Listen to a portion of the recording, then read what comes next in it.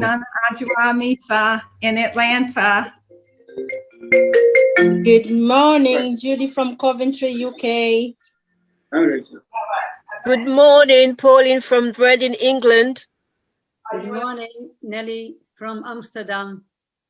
Okay, I'm already on the street. Hi, Miriam from Ireland. How are you? Hi. Hi. Okay. Global presence. Check. Good morning. Elizabeth from Canada. Good, Elizabeth. Yes, Canada. Canada is a large place now. Where is that? Hello. Hi. Hello. Hi. Good morning. I'm from New Mexico. Nice to meet you all. I'm from Wisconsin. New Mexico. Who's on New Mexico? Can you please send me your email in our chat? I'm looking for somebody to run a chapter in New Mexico. Okay. If I can figure it out. Okay. Let me give you the email address. Chapters, just the word chapters with an S at the end. At the @ symbol, OURADDI.org. chapters@addi.org. Those of you on here that don't have chapters in your region, please use chapters@addi.org to contact me so we can open up chapters. Good morning. This is Curtis from Jamaica. Welcome, Jamaica. Morning, are you saying chapters in each state or just each country, like just the United States? I'm sorry? So are you saying chapters, you want to open chapters, for example, in the states, in each state or just per continent? Yes. We want to open chapters in each state in the US, yes. Okay, so I'm in South Carolina. Let me send you my email address. Okay, thank you. Chapters@addi.org. Morning, everybody. My name is Gracieux Dieu. I'm from Wisconsin. How you guys doing? Wisconsin, please send me an email at chapters@addi.org to open up a chapter there. Good morning. I'm Tabab Dalisa from Florida. Florida, we have a chapter. Thank you. Good morning. Gordon from Maryland. Maryland, good morning. We have a chapter.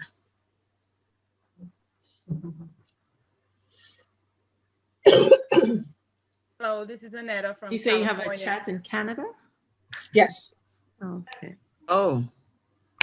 Canada is a large continent. We could probably break it down into provinces. We already have done that, ma'am. We've already done that. It's 2 regions in Canada. But could you stop sharing your screen, please? Do you have a chapter in Michigan? Hello. Thank you. So what about the Spain?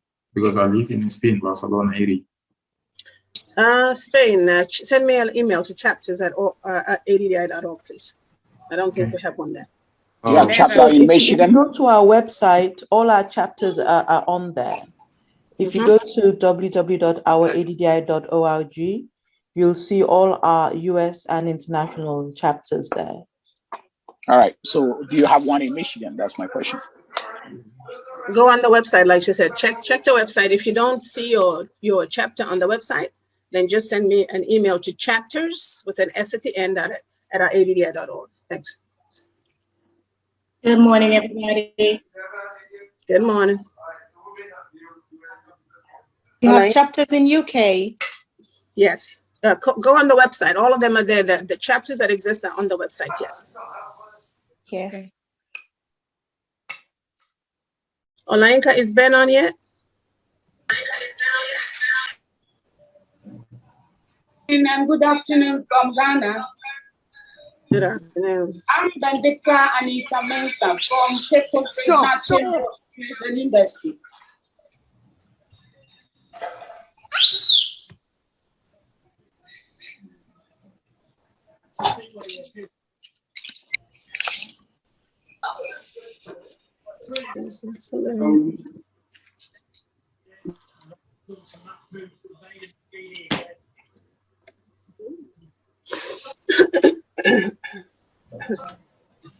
This is Christina and Daphne Spell with Dreamation EFX Studios, Inc.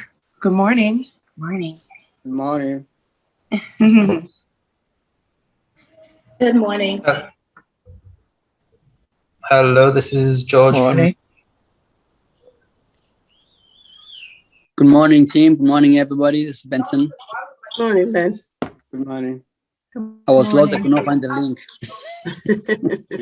That's what happened to me too. To us, it's good afternoon. It's not morning yet. It's already 4 o'clock here in the UK. Where are you Greetings, located? wherever you From are. New York. Just maybe we can just say good day all. Where are you located? Hello. The last speaker. Greetings. After 4 o'clock. World Where are you? greetings. World greetings. Yeah, what's good about morning? What's good about morning? I'm not morning. Grand rising, rise up. Morning is beautiful. You wake up.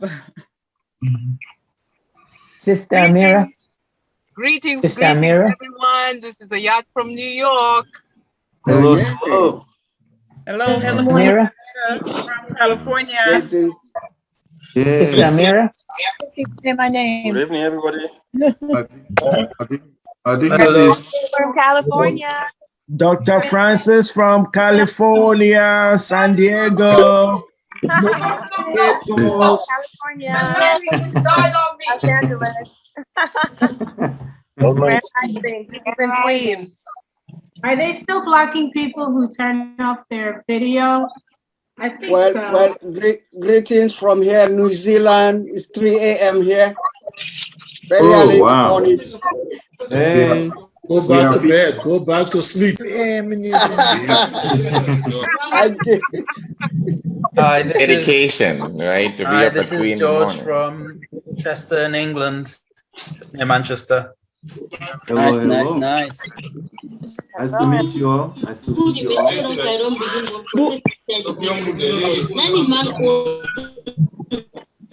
Hello.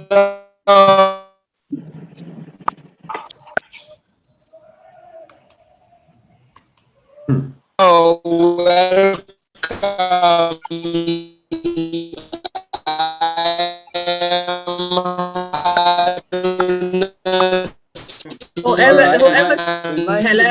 Hello. Yoko is dead bad. Oh my goodness.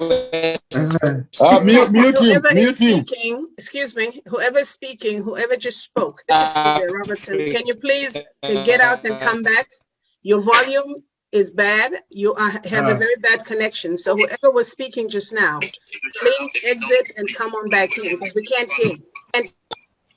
Can you mute everybody for now for the purpose of avoiding disturbance? I'll say my hello first. Hello, everyone.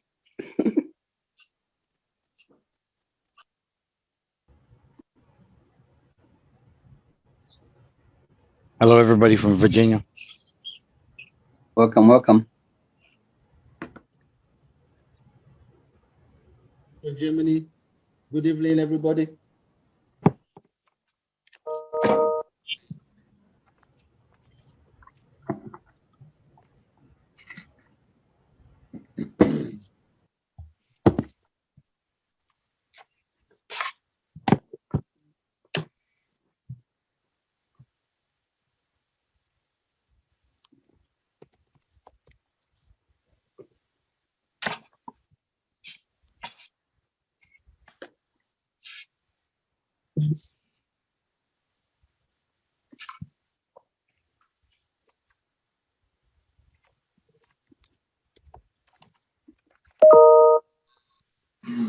Why is everybody muted?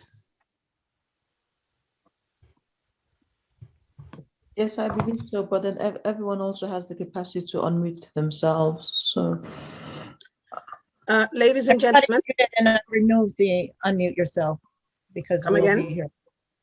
Everyone is muted. Thank you.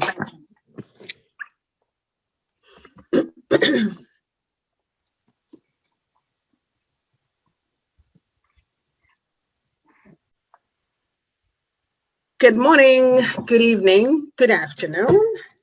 wherever you are in the world, with all protocols observed. Your Royal Highness, Her Excellency is running a little bit late. She's on a very important phone call right now. So we're going to go ahead and start without her by asking Amira to please jump in and give us a little spiel on our ADDI. Amira, please. Wonderful. So let me come on camera so y'all can see me.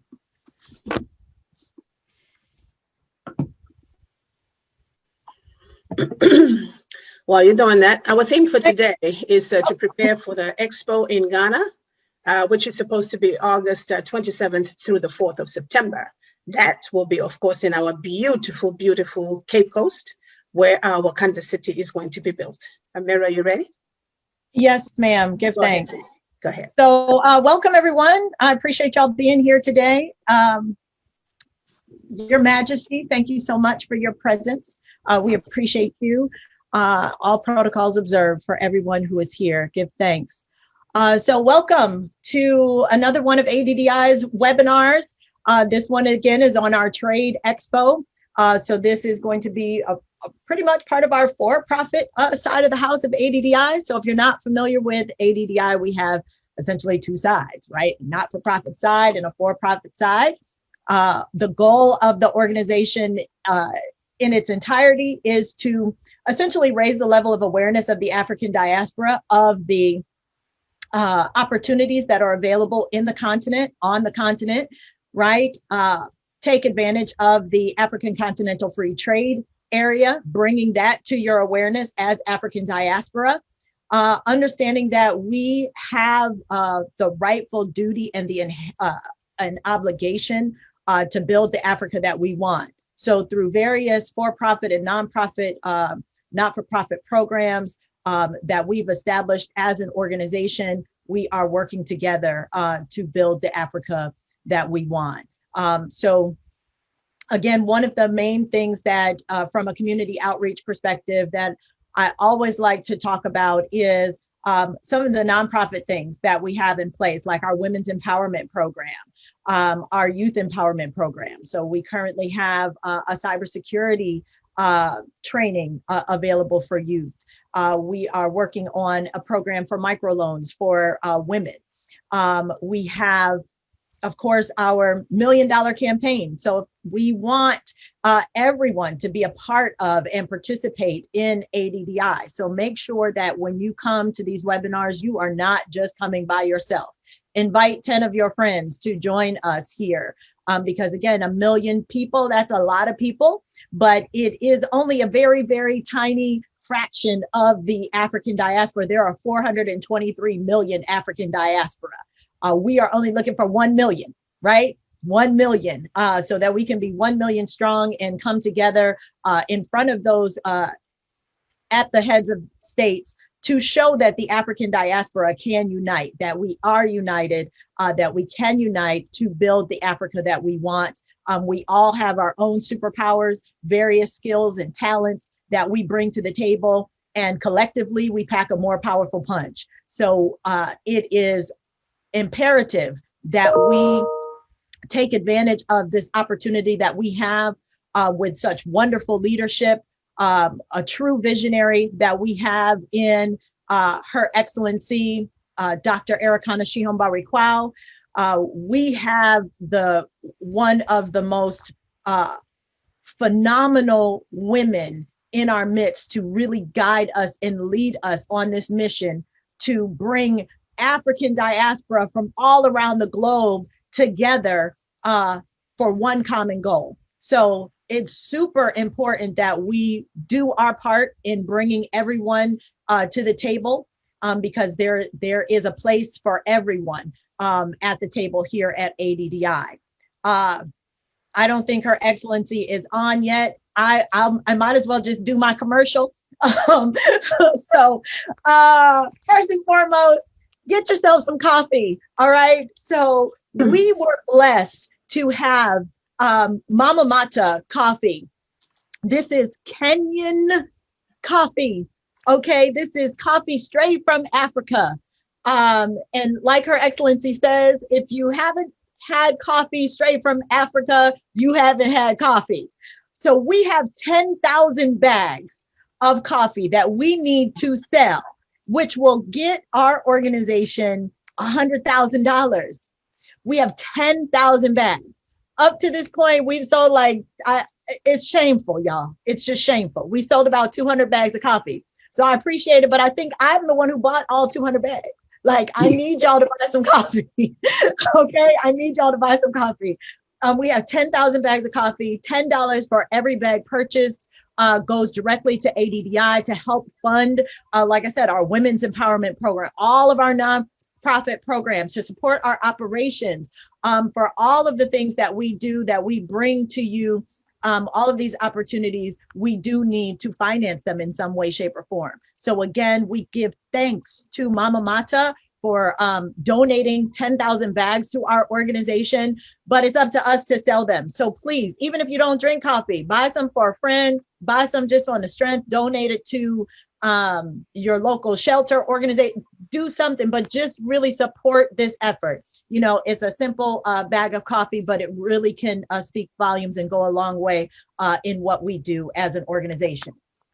And so next up, we always have to talk about the foundation. Our organization's foundation rests in this, I'd like to say this is like the handbook, the ADDI handbook, right? So this is Her Excellency's first volume, Africa 101, The Wake Up Call.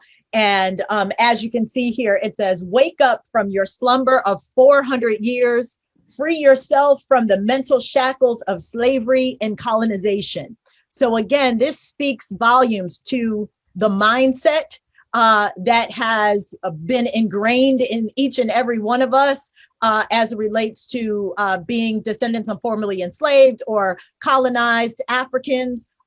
Throughout this book, Her Excellency brings to light a lot of the different historical facts, things that have happened and things that are, you know, the evils of colonization. This is kind of one of my I like to say is one of my favorite chapters to read, but I love all of these chapters here. You see, we have the Ndrinka symbols really representing Africa from the Ndrinka symbols. At the end of each chapter, we have, so it's a very interactive book.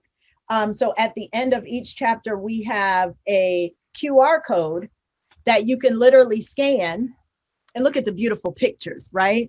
A QR code that you can scan at the end of the chapter, which gives you a video of Her Excellency explaining the chapter. So it's a very interactive book. Again, it is about the past, the present, and the future. It speaks to her time at the AU. It speaks to what's next as it relates to ADDI, right?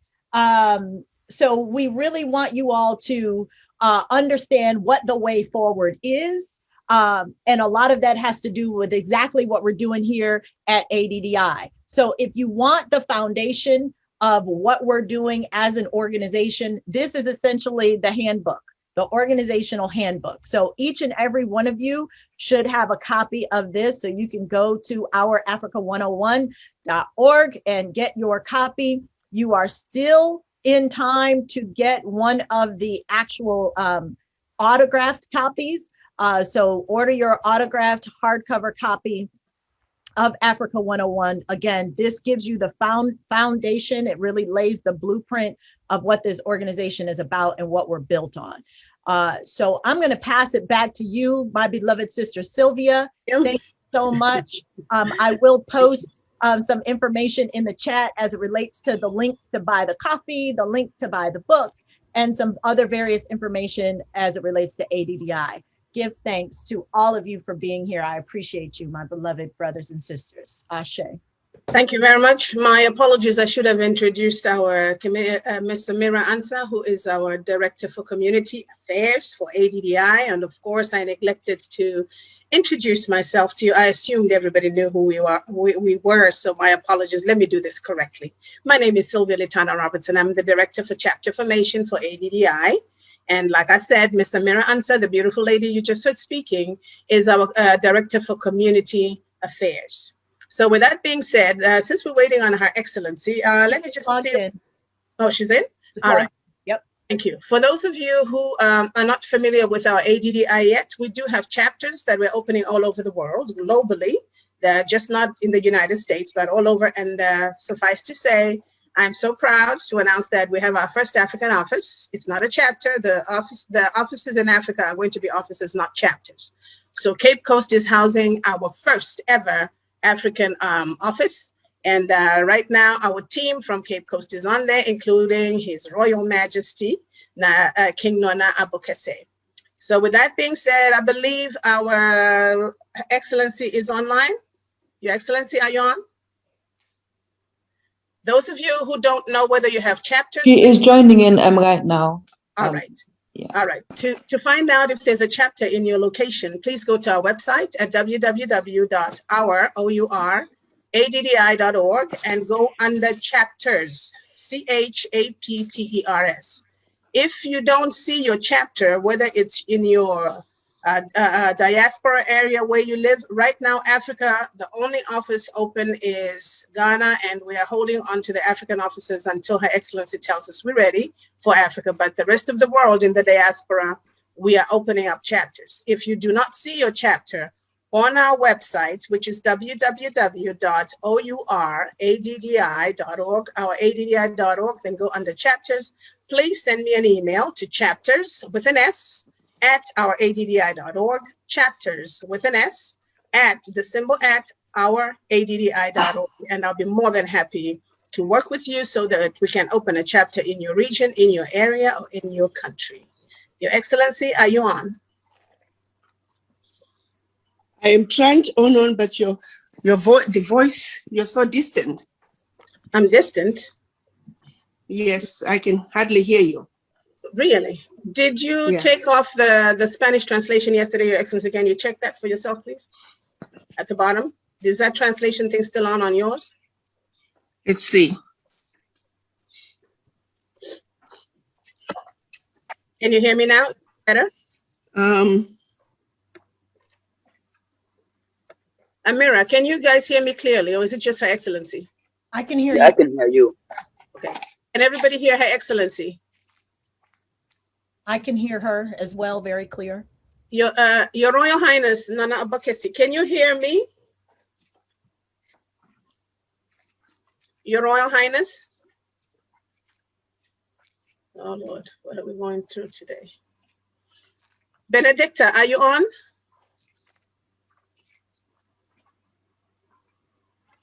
Benedicta? Because everything on my side is on. Benedicta is on. She's on mute. Yeah, I hear Benedicta, everyone can you is unmute calling yourself? on. Can you unmute yourself, please? It looks like Her Excellency logged off. Okay. So we just got I need somebody from our team. I need somebody from our team in Ghana to say something and tell me if you can hear me or not. Benedicta, unmute, please. Is Bridget available? You may need to unmute us. Unmute us. We are muted. Oh, I see. But can you hear me? Can you hear me? Yes. Okay, Yes. great. All right, thank you. Her Excellency had to log off, so she's coming back in because she said she couldn't hear me. So let's give her 1 second. We muted everybody because of the background feed, so we'll do the unmuting at the end of the presentation if we have time for Q&A. But for right now, because some people forget they mute themselves and then there's feedback coming in. So this is a very important topic today that we're discussing, and we don't want anybody to miss anything. So we'd rather there's some very peace and quiet so that whatever's being said, all of us can grasp at the same time. So with all due respect, we're going to keep everybody muted, and my sincere apologies if it's an inconvenience to any of you. Your Excellency, are you on? I do not see her. She's on. She's unmuting right now. All right. Okay. All right, ladies and gentlemen, allow me to please introduce our mother of the house, our Mother Africa, who is our founder and president of our organization, ADDI, the African Diaspora Development Institute, which is headquartered in Washington, D.C. Her Excellency, Dr. Arikana Chihomborikwa, as most of you know, is a medical doctor, but after her time with the African Union, she decided to bring the entire diaspora together. Like you heard our community director speak a little bit about it. So this is why we're here, because now we are opening up, going to Africa. We have a trade expo that we are very, very excited to speak about today. And guess what? We have His Royal Majesty, King Nana Abokese as well online. So with all due respect, Your Excellency, Dr. Arikana Chihomborikwa. Thank you. Thank you, everyone. My apologies for being late. There was a call that came that I could not get off.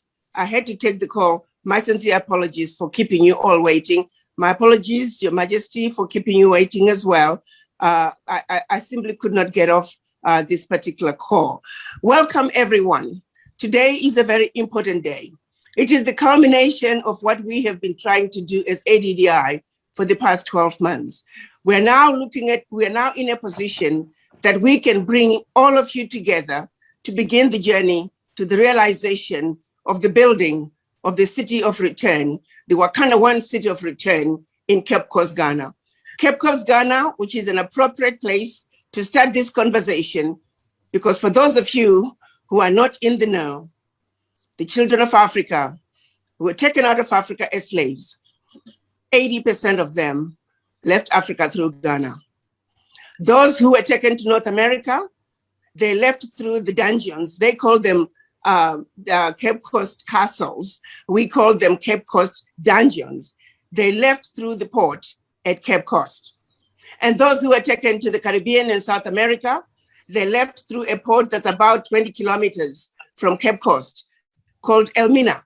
Again, they call them Elmina castles. We call them Elmina dungeons. It is so fitting that the president of Ghana, President Nana Addo, felt it necessary, after declaring 2019 year of return, he declared 2020 beyond the return. And with that in mind, the president of Ghana reached out to the mayor of Cape Coast and the kingdom of Asebu and the other two kingdoms in the area and asked them to realize the construction of the city of return in Cape Coast. Why Cape Coast? Because that is the place that the majority of the ancestors last set foot on the African soil.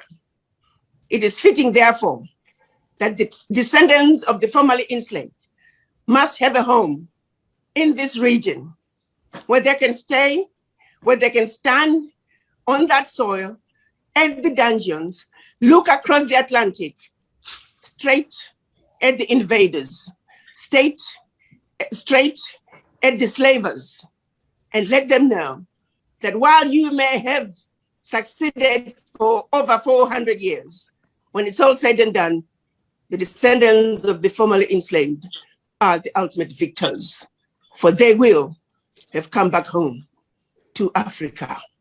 They will have come back home to that very same place their ancestors last set foot on the African soil. This is a pilgrimage, my brothers and sisters, a pilgrimage that we hope we will partake every year, where the children of Africa shall never again forget what was done to our ancestors. We'll never ever forget the carnage that took place in those dungeons. Before they came to the dungeons, while they were in the dungeons, the journey, the rigorous conditions that they were put through across the Atlantic, and the abuse continued on the slave plantations, and the abuse continues on the streets of some cities in this country. Examples like George Floyd. Our journey is nothing like any other.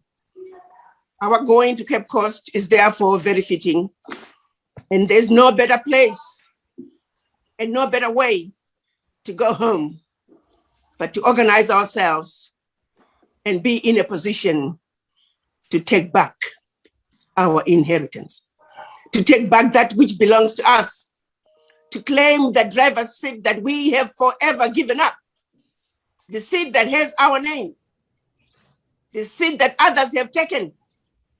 Starting with the Europeans, they continue to occupy that seat. The Chinese have joined them.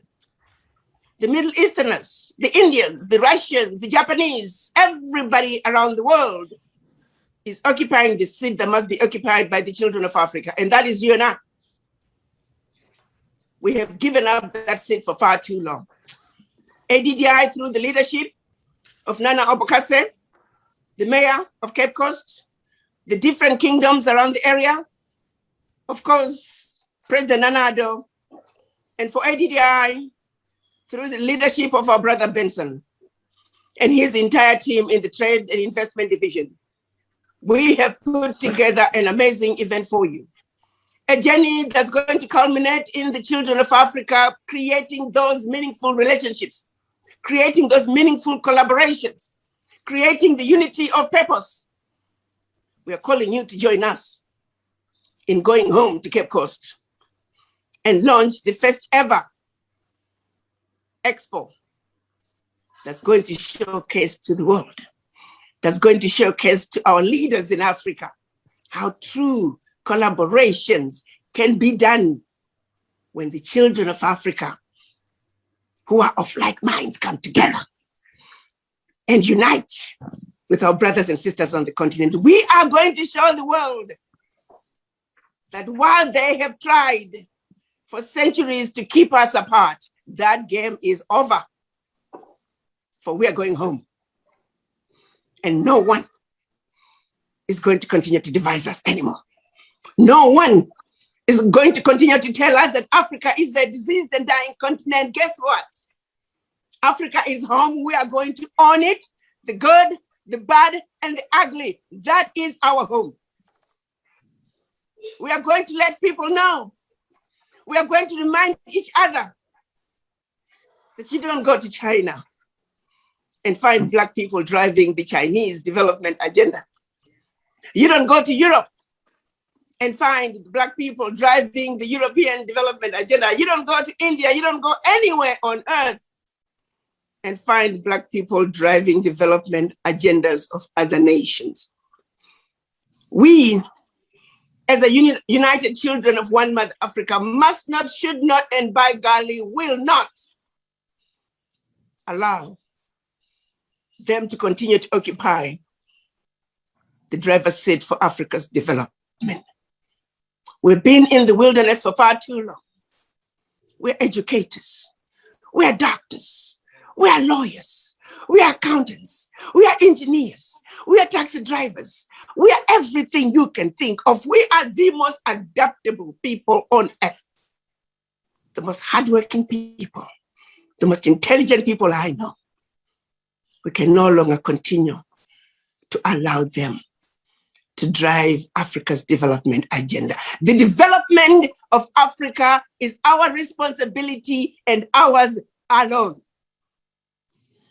Today, we're going to begin the conversation to take over that seat, to develop our Africa, to let the world know that no more shall we be comfortable with being consumers of what they own. No more shall we be comfortable with being employees. We're going to own the brickyard for the bricks that we use to build our houses. We're going to own the textile mill that we make the fabrics that we use to sew the clothes that we wear. We're going to own the railway line. We will no longer be satisfied by being an engineer on this railway line. We will no longer be satisfied by being the conductor of this railway line. We will no longer be satisfied by having the ability to ride a train that we do not own. We shall own the airport. We shall own the airlines. That is the right thing to do. That is the fair thing to do. That must be done. And if we don't do it for ourselves, don't be selfish, my brothers and sisters. We must do it for our children and generations to come. Really, there is no other option. It is just that simple. How long can we continue to be the most disrespected race?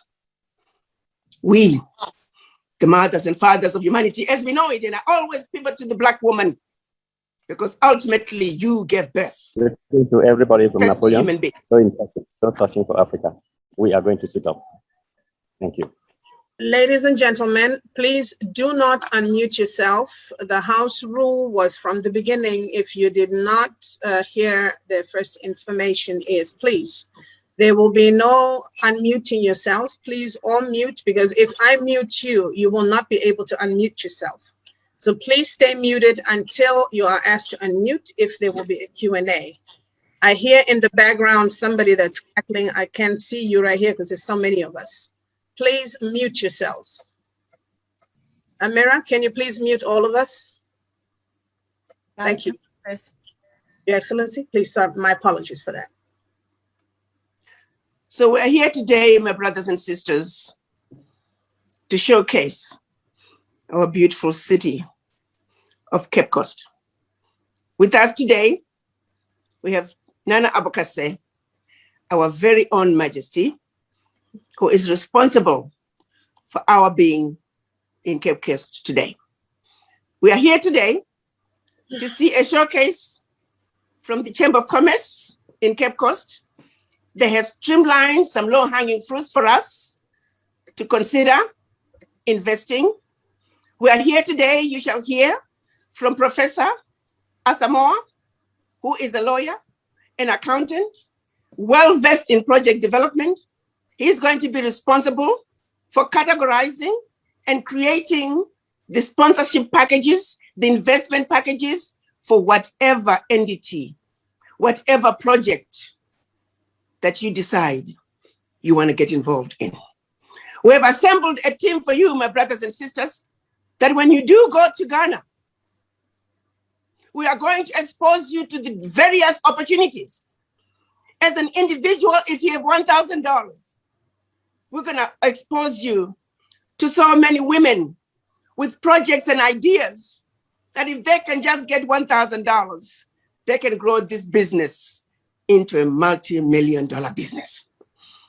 At a later date, I shall bring my own girlfriend, who was a seamstress, to give you just an example of what you can do with very little, what difference you can make. She borrowed $10,000 after sewing clothes for many years out of her bedroom with one young lady. Today, she employs close to 3,000 employees. Before COVID, for over 10 years, she was exporting 2 40-foot containers of polo shirts to the United States.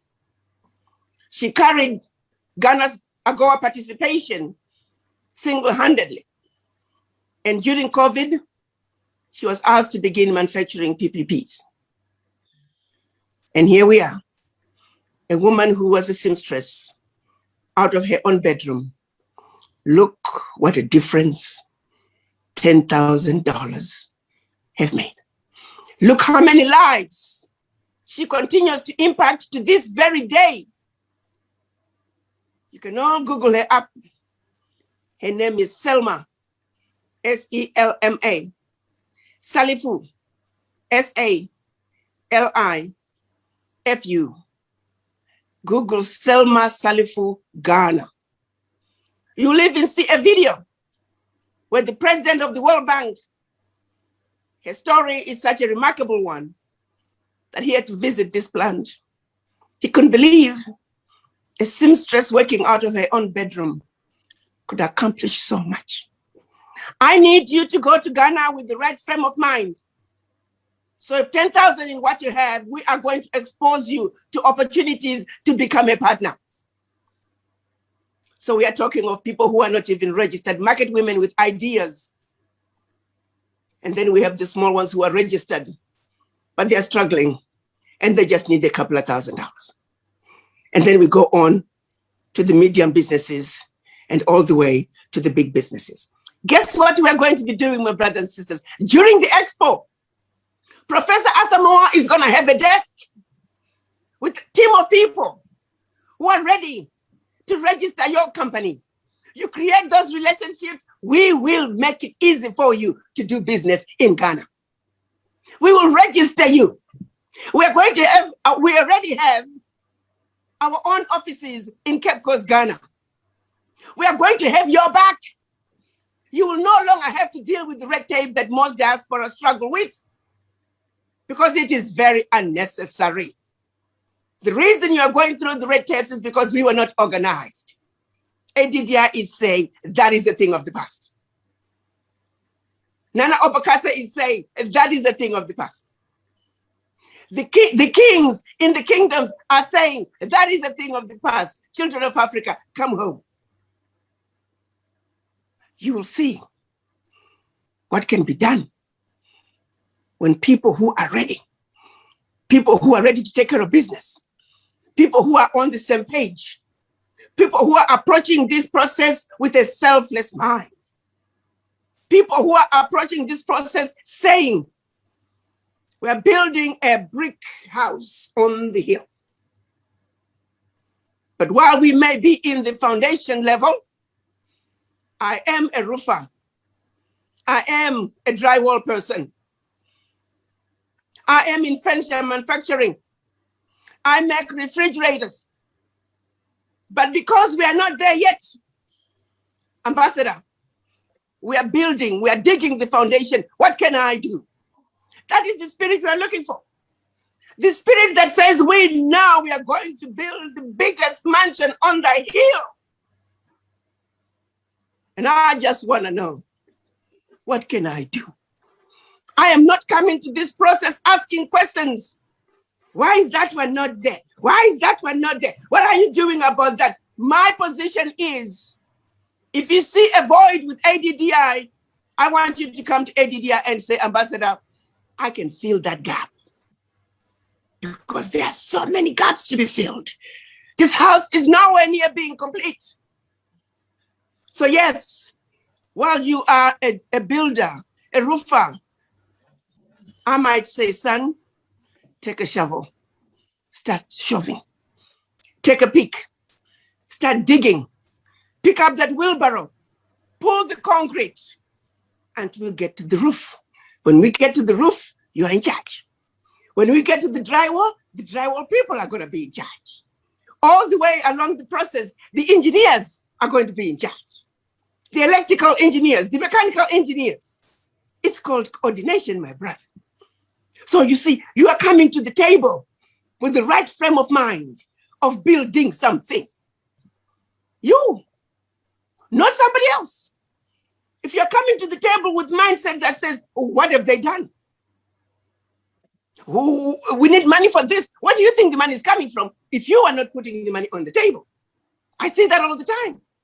Who's going to fund us for this? No, you are going to fund us. We're going to fund ourselves. So rather than ask, who's going to fund us? I want you to say, Ambassador, I got $10. Where can I put my $10? Because I know a million of us with $10. That's $10 million right there. That's the mindset we want. Let me conclude by reminding you that in 1945, 13 Jewish men met in a library in Tel Aviv. Didn't even have an office. This was soon after Holocaust. The decisions they made that day are decisions that has led them to the Jewish nation and the Jewish diaspora that they have today. May I also remind you, while they have this little bitty desert called Israel, we have Africa, over 30 million square miles. While there are only 15 million Jewish diaspora, we have close to 400 million African diaspora. Now you do the comparisons. It's shameful, isn't it? To have such a wonderful, the richest continent on earth, to have the largest numbers of the most intelligent, hardworking people, we can come together to save ourselves. That has got to change. Now I understand we were put to sleep. I understand we were brainwashed, but we are the generation that's going to say insanity no more.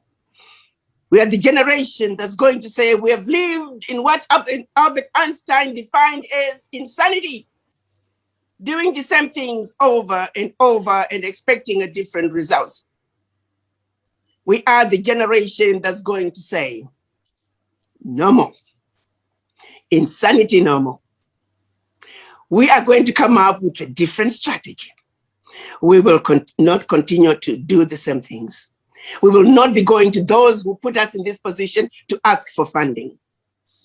Let's think outside the box.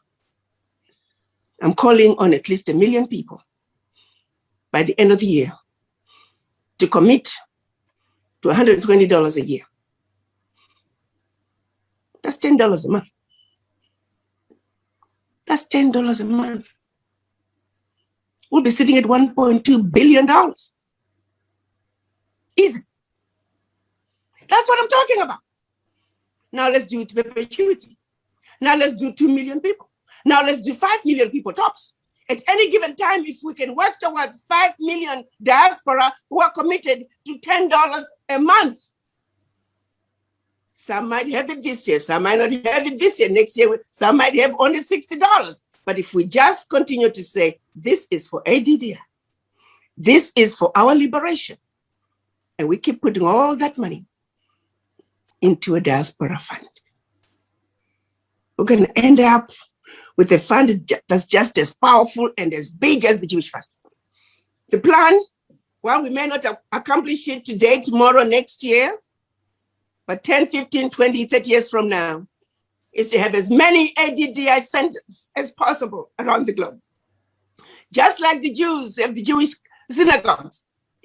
If a Jewish man needs help, they go to the synagogue and they get it done. They get it done.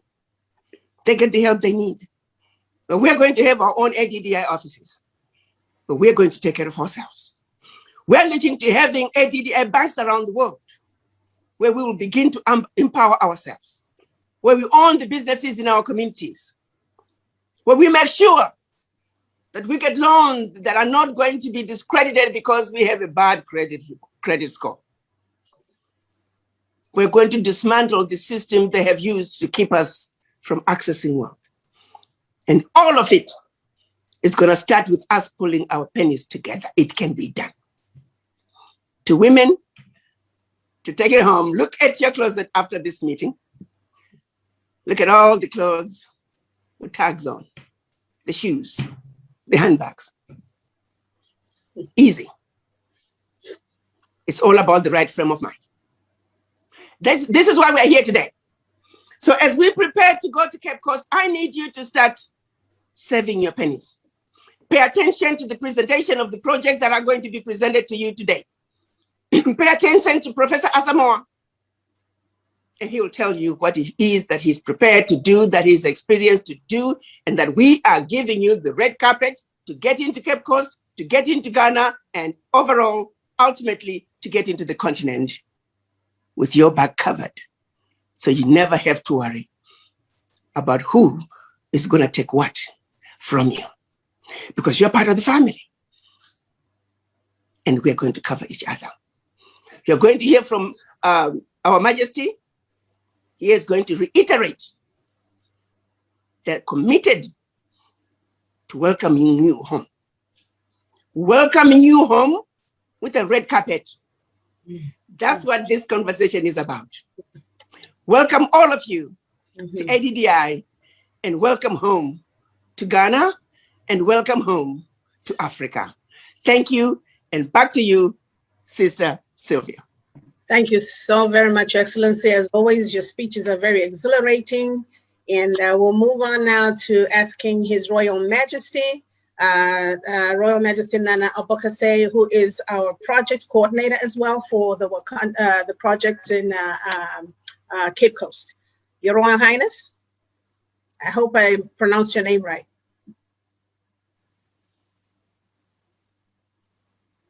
Can you unmute His Highness, please? Yes.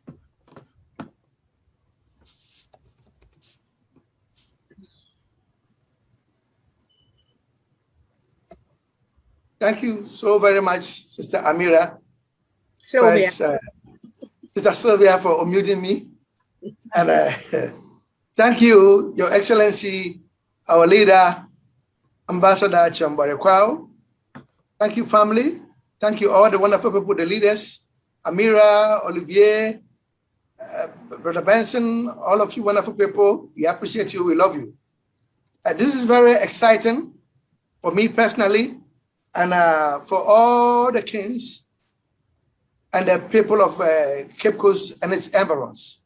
I bring you warm greetings from the king of Chufuhiman traditional area, Otumfo Amwasireku IV, who has donated 30,000 acres of land for us to build the first Wakanda World, an answer to Disney World.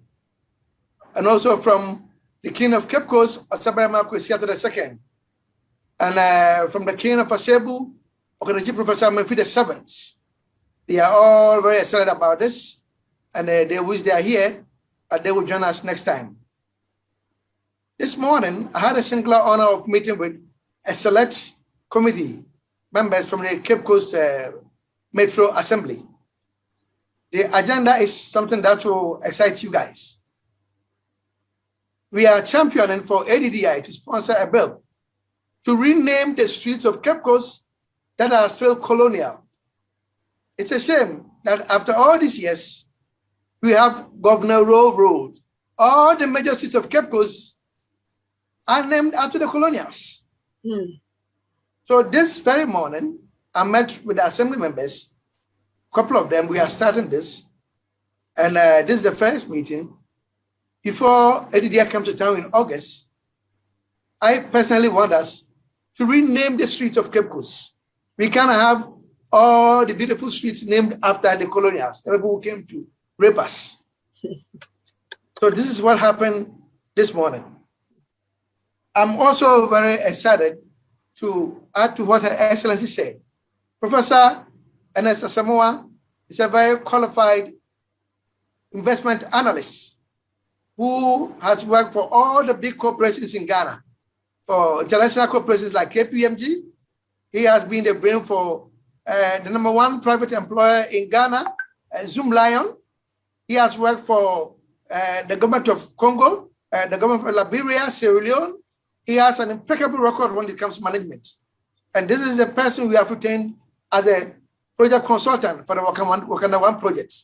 This is a person who is going to put the numbers together to make sure that your investment is safe when you come to Cape Coast. We want to make sure that, as Her Excellency said, we don't want nobody's fingers bent. We don't want people to come and have bad experience. We want our brothers back home. Somebody will have to lead this process for us to be able to collaborate. When we are able to collaborate, when we are able to solve our own problems, we wouldn't need nobody. It's a shame for us to keep thinking that miraculously, the economies that have benefited from free labor for 270 years, and they still owe than any other economies. The economies that has benefited from labor, free labor, from hundreds of years, and they still have poor people. If we say we're looking up to them for example, we will fail. We will not succeed. So we can just come together and collaborate. We have an impeccable leader. We have a wonderful leader, like Her Excellency Ambassador Arikana, who wants to make sure that the diaspora and Africa join forces. This is how China developed. There are examples. This is the only way we can develop. Wakanda One is the solution. It will inspire us. It will be an example for the rest of Africa. That's future governments to learn from. So in this enterprise, in this setup, we have everything we need to succeed. And it's just exciting. The people of Cape Coast, on the streets of Cape Coast, are very excited. Everybody is talking about Wakanda One. It is the next big thing to happen to Ghana. It is the next big thing to happen to us as a people of African descent. So I'm very happy. I bring to you warm greetings from Otumfo Amwasireku, the king of Chufuhiman, from Osabarema Kwesi Atta II, the King of Cape Coast, from Okatachi Professor Amanfi VII, the King of Asebu, and from all the people of Cape Coast, from the mayor of Cape Coast, everyone is looking up to ADDI to bring the change that we all been craving for. Thank you very much for this wonderful platform. We believe that this is the beginning. We believe that things are about to change for us. We believe that if we keep believing and we keep trusting in our leader, the Yasanto of our time, the word impossible will not be in our diction. We have everything we need to succeed. Let's rally around her excellence. Let's do this. We can do it. Let's begin by setting up the stage, the expo, the Wakanda One Expo. Brother Benson is doing an amazing job. Let's help him. Let's make sure, let's tell the story. I have here the general manager from Asasi Radio. Asasi Radio is a very powerful radio station. People are saying it's for the president, but I know it's for the president's cousin. They support us, they are with us.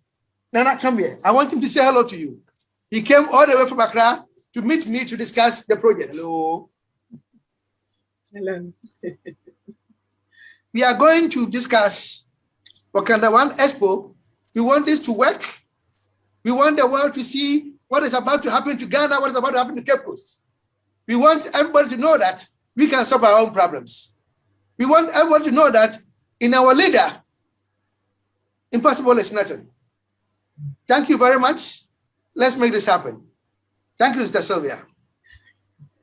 Thank you very much, Your Royal Highness. Very well spoken. As always, you're very eloquent, Your Majesty.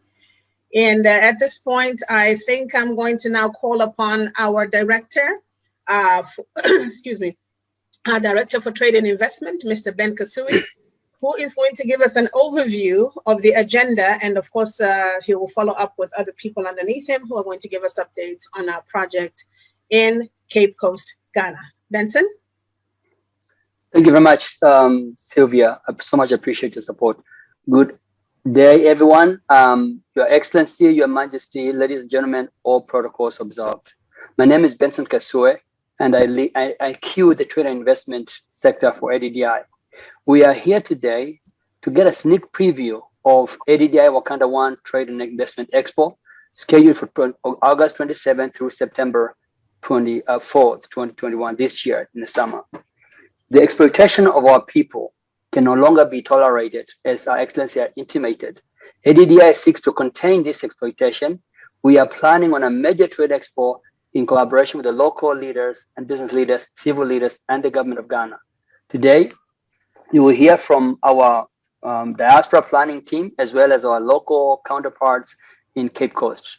They really are the beef of this discussion because they are projects that as I go through them, I invite you to find out how you can participate. And by that, I mean how you can actually take up some of these projects. Here's what happens. If you don't take over these projects, we at the diaspora should be willing to bring our companies and our network to invest in this project. If we don't do that, the obvious happens. You're going to see the Chinese, the Westerners and Easterners coming over to Ghana, taking over this project, and then you know the rest of the story. Or people do not benefit as much. It is your house. If you want your house to be done properly, you're going to participate in the construction of that house. And this is a part of that construction that we're embarking on. With that, those few remarks, I'm going to introduce to you a planning metrics person, Andrew Kasaja, who has laid out basically what should be happening or the mouse we need to hit before we get there, and just share with you the metrics, what we're doing. Andrew? Thank you so much. I appreciate you letting me actually address you, but more importantly than that, let me switch. Amira, there's another system which has my video, so I'm going to go ahead and disable one audio.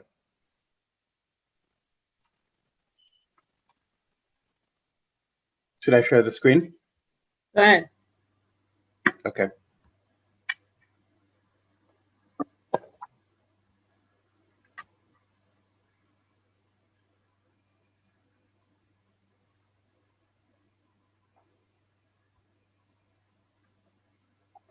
Can you see my screen?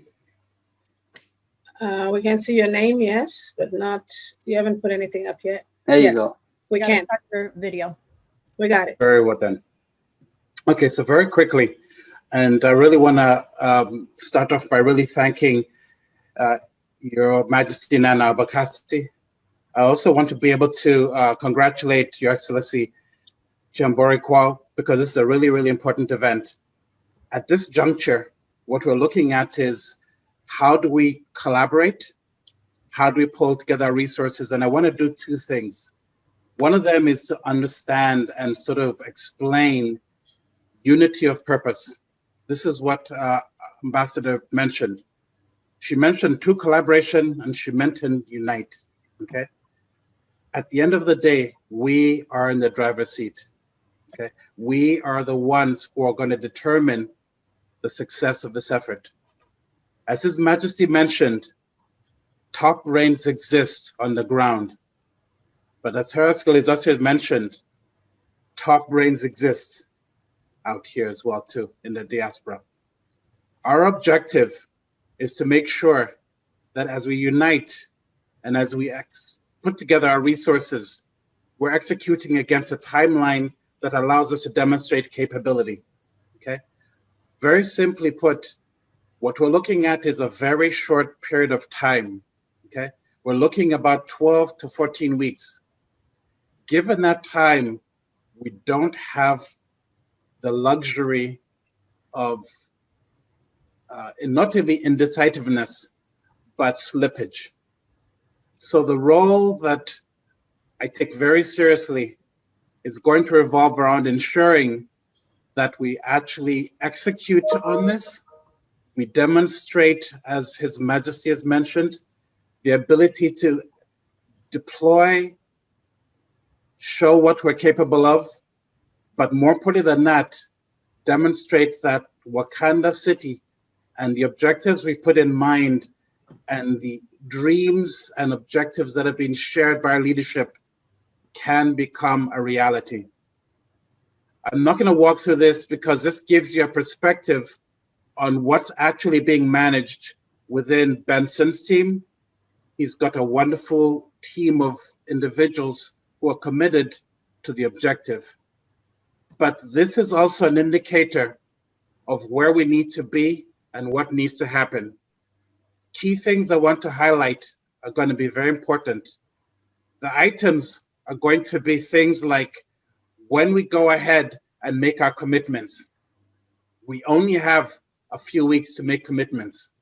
We're also only going to have a short period of time to identify sponsors, people who plan on attending, business partners we will be working with when we get to Cape Coast, but more important than that, people in the diaspora who want to make the commitment to participate and to be contributors, okay?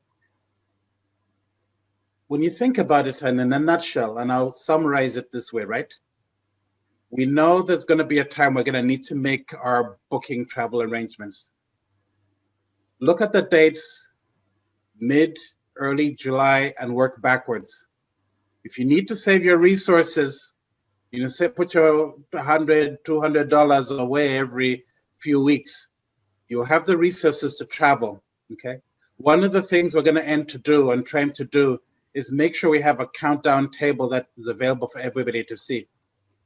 That countdown table is going to have timelines that will address logistics on the ground, ability to get sponsorship, the website being live so a lot of these transactions can be carried out on the website.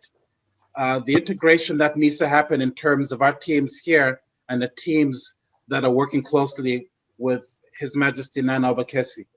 We need to make sure that both sets of teams are completely in sync. That is going to require collaboration. We're fortunate that we have other team members. We have team members in Kenya, East Africa, who are participating. I'll call out one of the people individually, Alina Sangi, who's going to be working closely with the team, ADDI team in Ghana. The objective is to ensure that we have continuity. Okay, in banking, that's a field I'm in. we have a concept called follow the sun. Follow the sun means if you're starting off in East Africa, which is basically 7 hours ahead, that's when our day starts. Then Ghana comes online. Then US comes online.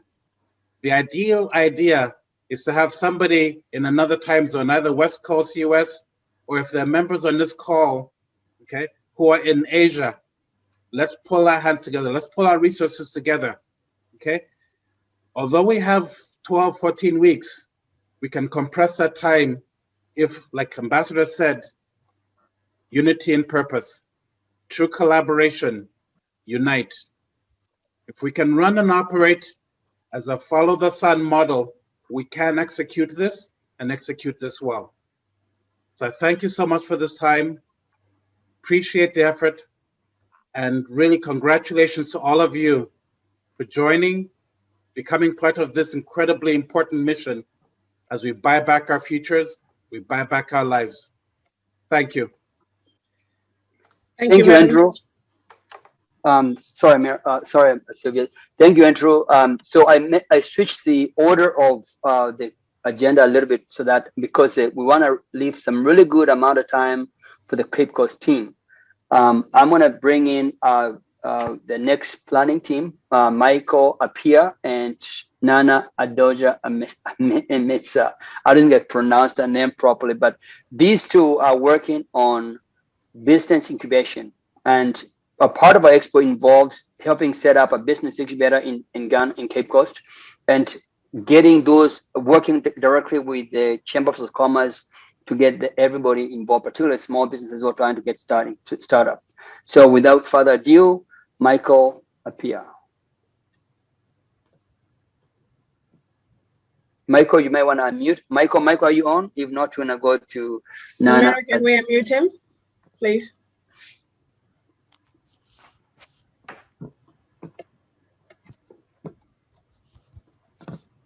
Yes. Thank you.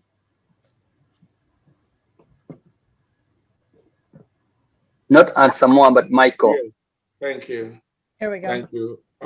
Thank you, Mr. Benson. Thank you, Her Excellency. Thank you, Your Majesty, and thank you, everyone.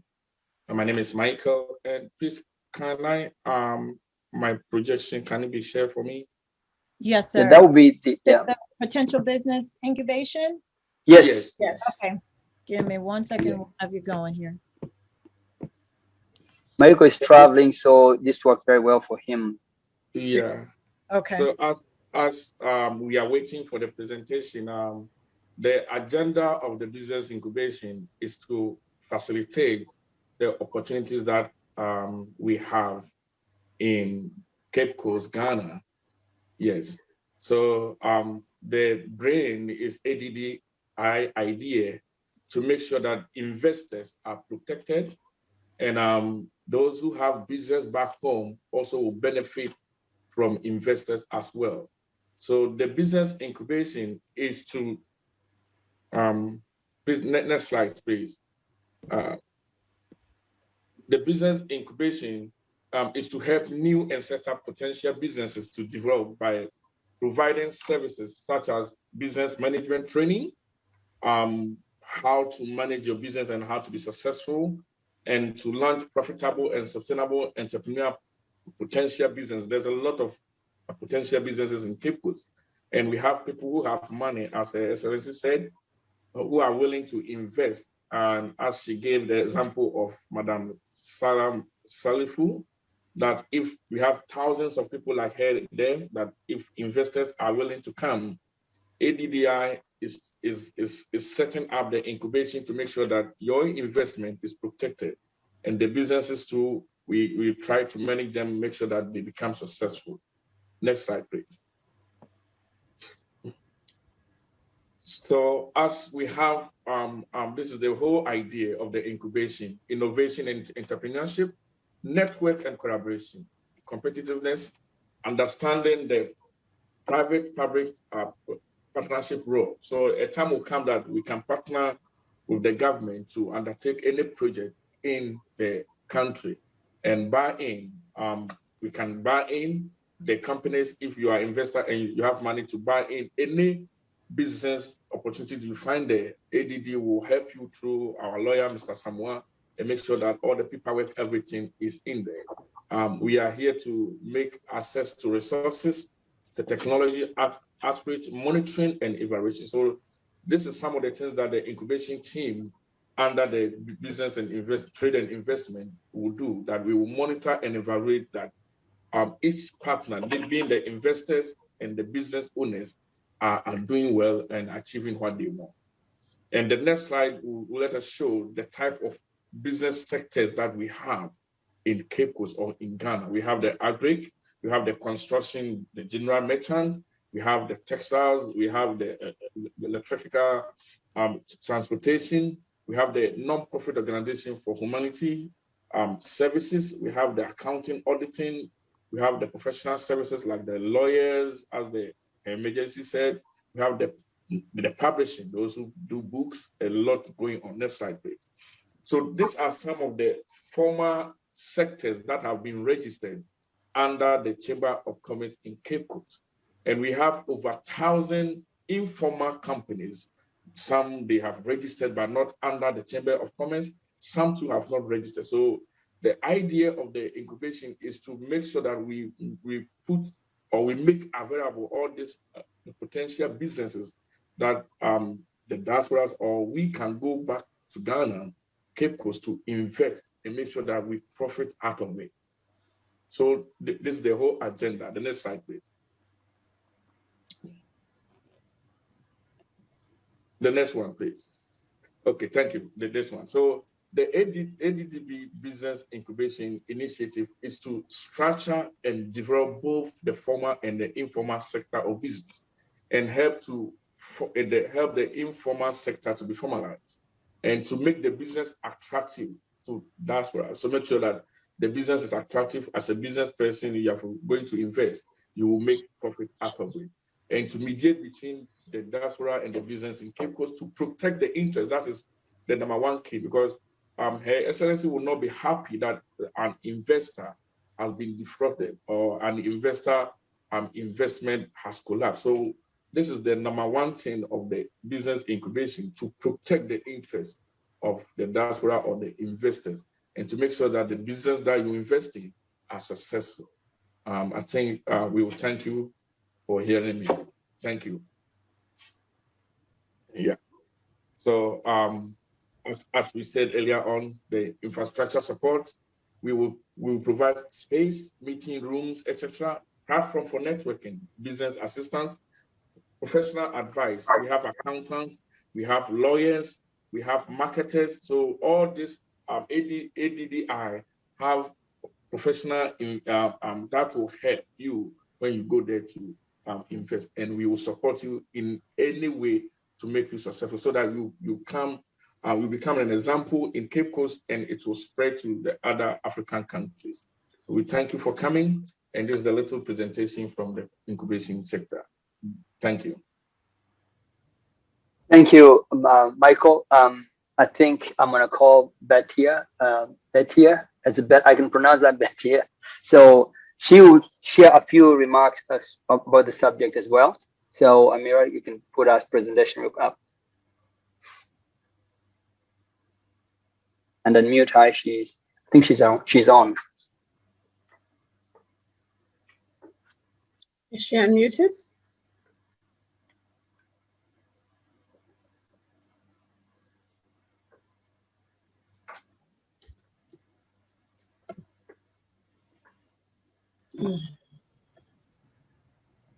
Madam Bati, are you on?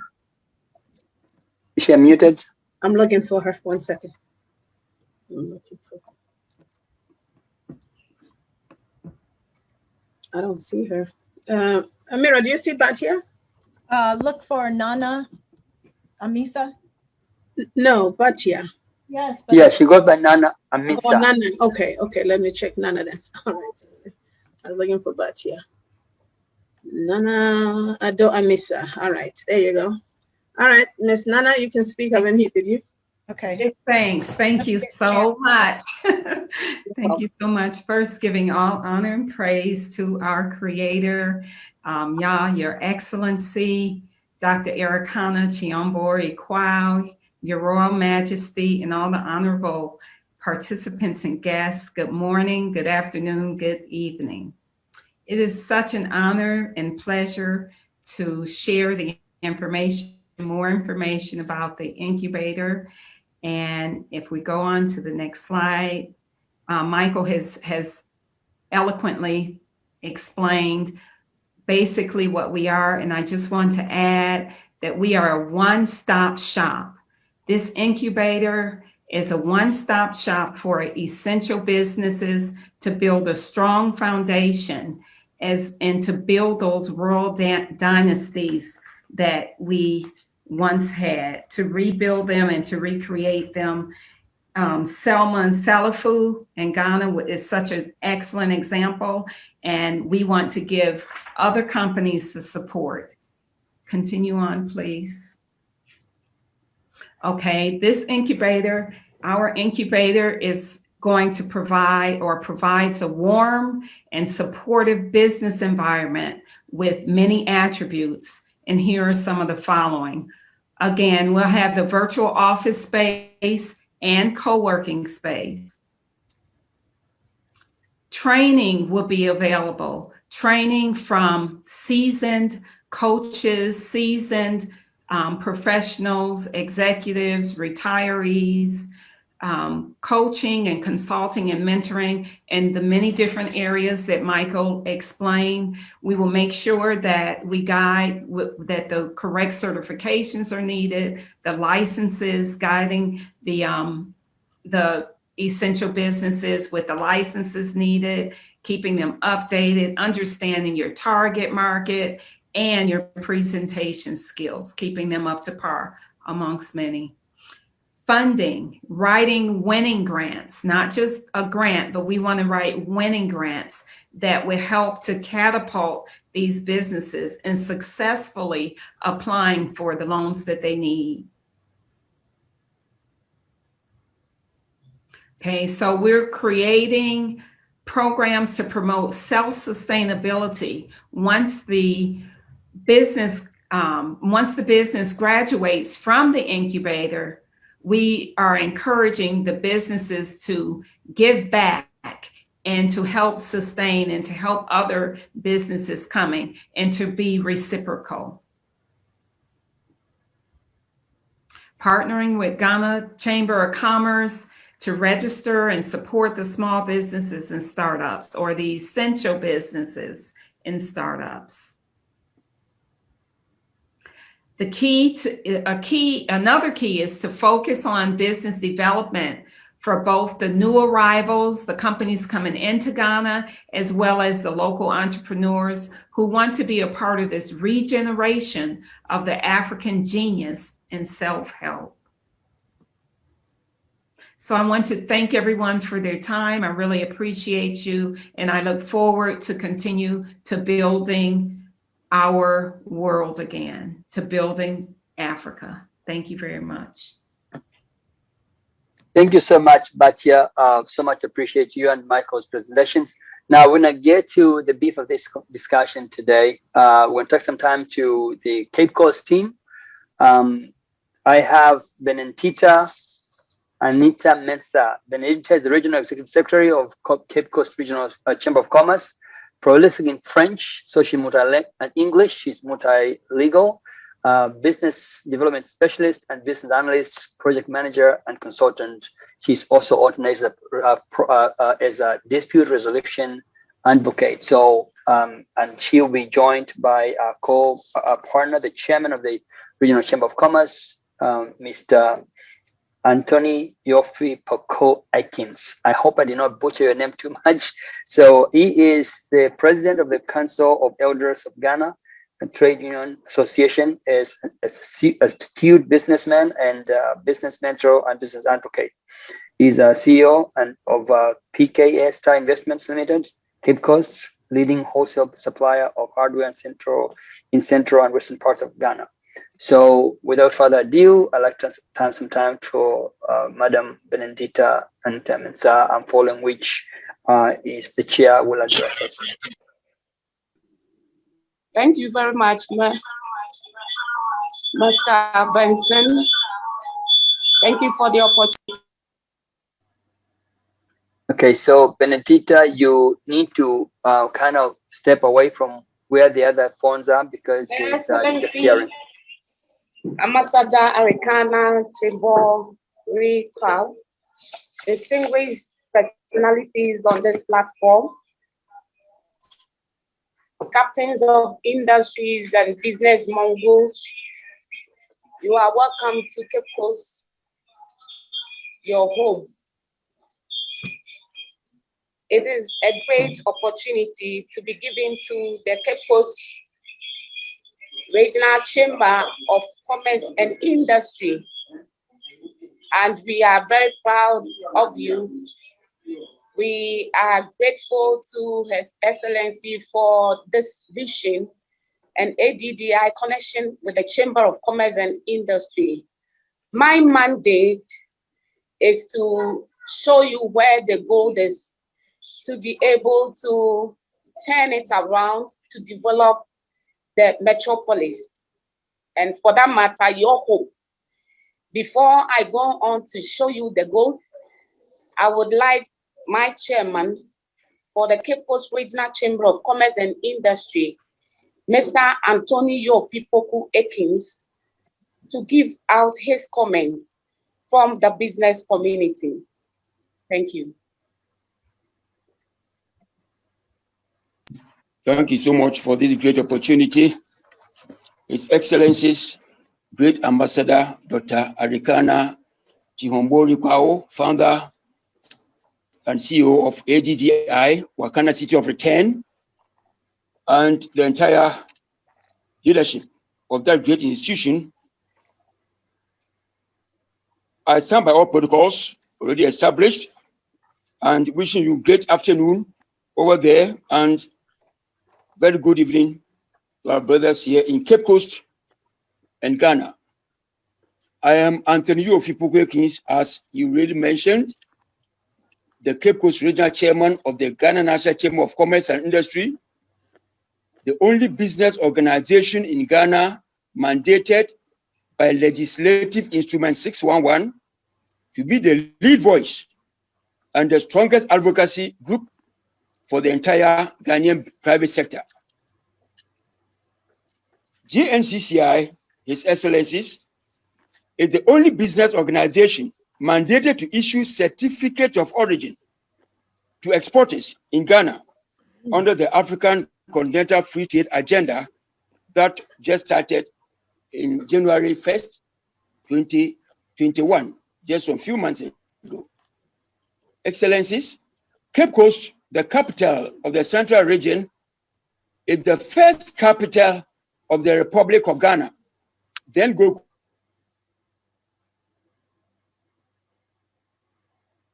Coast, and the tourism heartbeat republic, the gateway to Africa.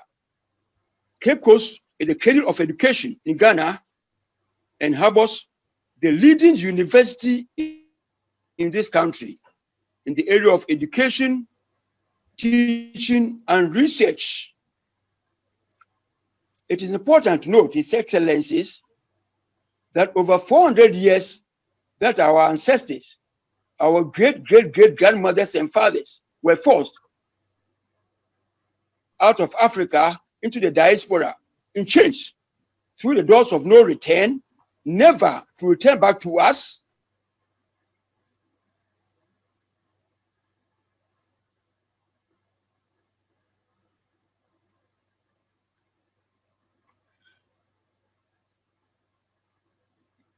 We're having a bad connection. Mr. Anthony, we can't hear you. Benedicta, we cannot hear you.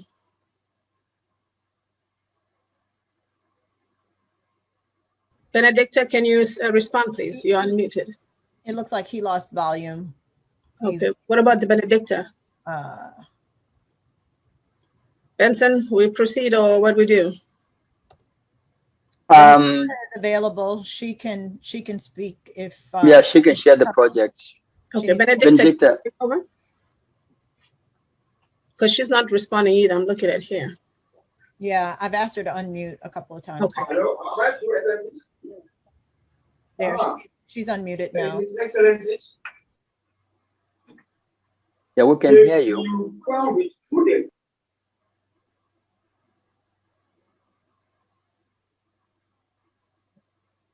Benedita is muted, so you may want to unmute her so she can do a presentation. 1 second. We'll do that. Yeah.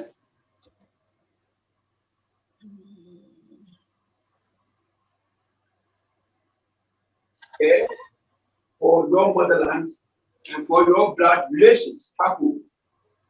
We who do that behind as orphans by these colonial and imperial forces through chains, gripping, and through doors of no return. This great divine initiative by His Excellencies will position you to effectively render good stewardship and accountability to the Almighty God as to what you did.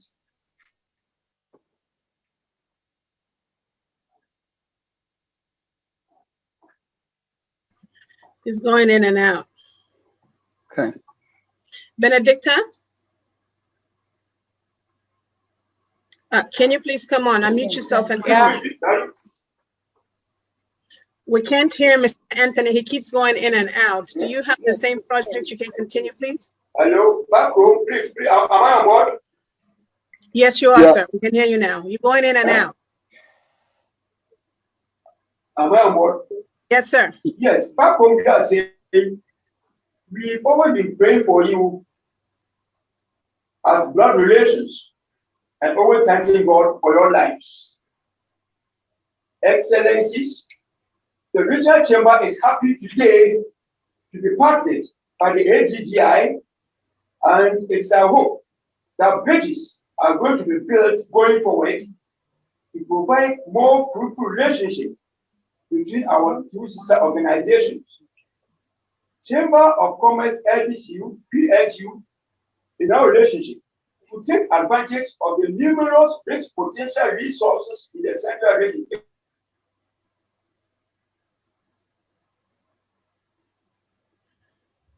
We lost him. Benedicta, he's gone again. Benedicta? Seems like when Benedicta goes out, he goes out too. The mom in the same The same room. She just muted. Chamber is calling for strategic partnership to help accelerate the region's industrial development for our mutual benefit.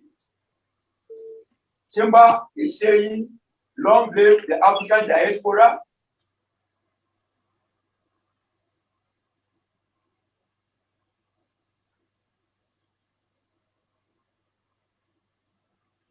She keeps muting, so we lose Yes. her. I don't know if we need to move forward or. I think so. Ben, can we move forward and see if they can situate themselves, and then if we have to bring him back, we can bring him back? Yeah, I think we can. Perhaps what we need to do is display the, Amira, you have those projects. Maybe this is what we'll be talking about. Perhaps we can display them on the chat, and let's just look at them, because that's what I really want them to go over the project. That's the beef of the matter. I don't know the depth of them, but what they have here is projects that are vetted projects. They are in various categories. It's agribusiness, and it tells you what the project it's a city it is. where we can do business, because looking through the metropolis, we have a lot of resources we can tap as one family and use it to improve the people of Cape Coast and improve the settings of the metropolis itself. I have categorized the project into the tourism industry, that is the potentials that we find in Cape Coast.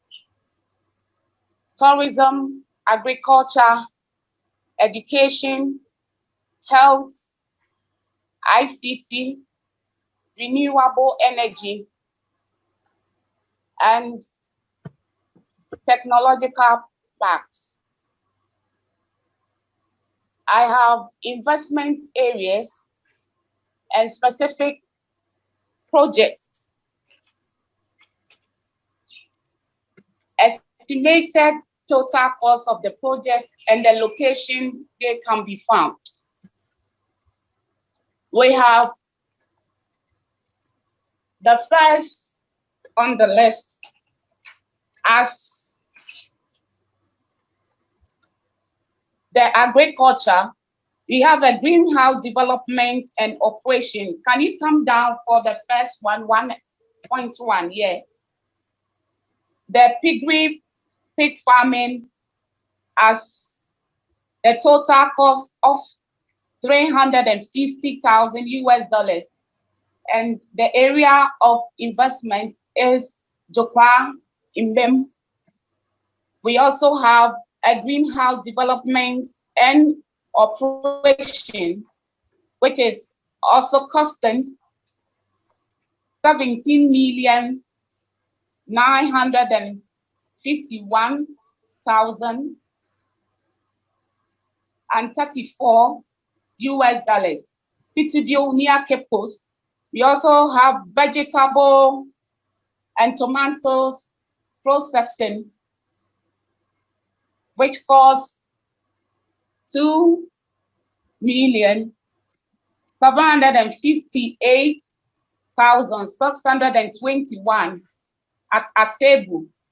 We also have agriculture, community fish farming and fish feed manufacturing industry, which has an estimated total investment cost of $3,000 at Aseaso Chifuyeman Lower Dentra District, which is also closer to Cape Coast. We also have integrated community poultry, which also has an estimated cost of $10,000 million in Cape Coast. We also have rice value chain, which also costs $7 million at Asin Crucia in one of the districts closer to Cape Coast. We also have oil palm value chain, which costs $2,758,621 also at Himan Lower Dentra District of the Central Region near Cape Coast. We also have food processing, which costs $3,000 at Bomwa, Omaze. We also have food distribution center, which also costs us $51,724,138 in Cape Coast. We have pig farming, meat processing, also at an estimated cost of $344,827 at Aketechua, Cape Coast. Cassava processing costing $1,896,552 at Diaco Elmina, just close to Cape Coast. Then we have smallholder cooperative oil palm fruit processing, and we have $65,652 at Chifo Praso in Tafrawaso, Ediabing, also close to Cape Coast. We also have community vegetable chili pepper production, which also will cost $59,545.59 at Mempiasam Eko, Mampong, Asnaze, and Efutu in the Cape Coast metropolis. We also have a sustainable city development, and that we're looking for acquisition of land for bamboo eco city, and that costs us 4,300,345 US dollars at Kitipu near Cape Coast. We have bamboo processing factory itself as 1,034,483 US dollars at Pittsburgh, also near Cape Coast. We have lime factory, stone quarry, and mining, which also costs 51,724,138 US dollars. And the area of investment is Obek Kubla near Oforibia in the eastern region. We also have some in the KE district near Cape Coast. Pigma clay, which is also found in Nanes district in Cape Coast, also near Cape Coast, Ayaldo. And the investment cost is 100 million US dollars. 100 million US dollars. We have processing of byproducts that can be lime, orange, sawdust, and then biogas. We have 60 million US dollars also in Cape Coast. We also have infrastructure development where we can invest in block making, pavement, precast, and concrete manufacturing, which has an estimate of 12,068,966 US dollars. Pittsburgh near Cape Coast. The next slide, please.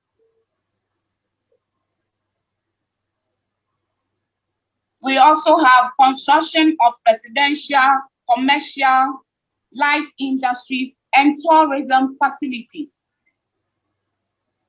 And we also looking for investment,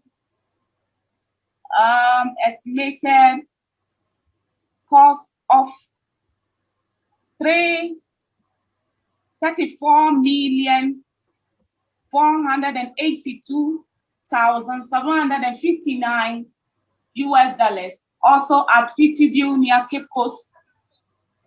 We also have tourism, where we have specific, we want you to invest in specific arts and crafts gallery.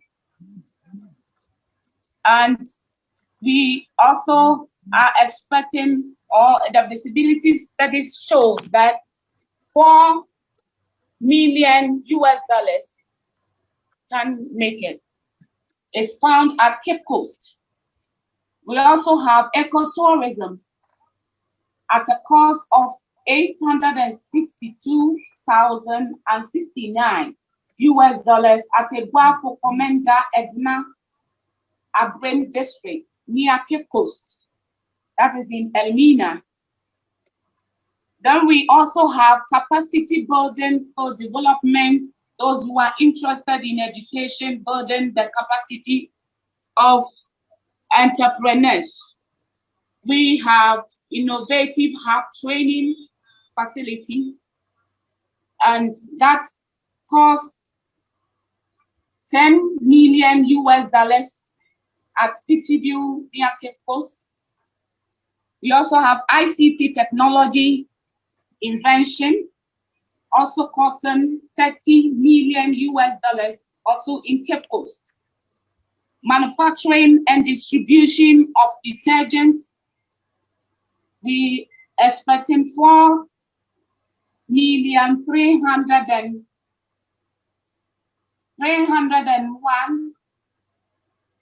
$1,345 US, and it could be found at Apiosika at the university premises of Cape Coast. We're also looking at palm oil and soap making industry, which also costs $344,828 US, also at Nyamidome in the district closer to Cape Coast. We also have processing machine and manufacturing of industry, and we're looking at $1 million US in Cape Coast. Manufacturing of mineral water, that one is already existing, one which has started business already, and it needs a partner, and we are looking at $258,621 US. It's just in Jokwa, Heman, Lower Dentra, near Cape Coast. Community afforestation project, manufacturing, we are also looking at $172,414. Is also could be found at Paboso Angwa Chrome, also in Cape Coast. We are looking at Art and Crafts Production Center, and it's also costing $4,157,931 US at issue, just in Cape Coast here. Mining, that is salt mining. We are looking at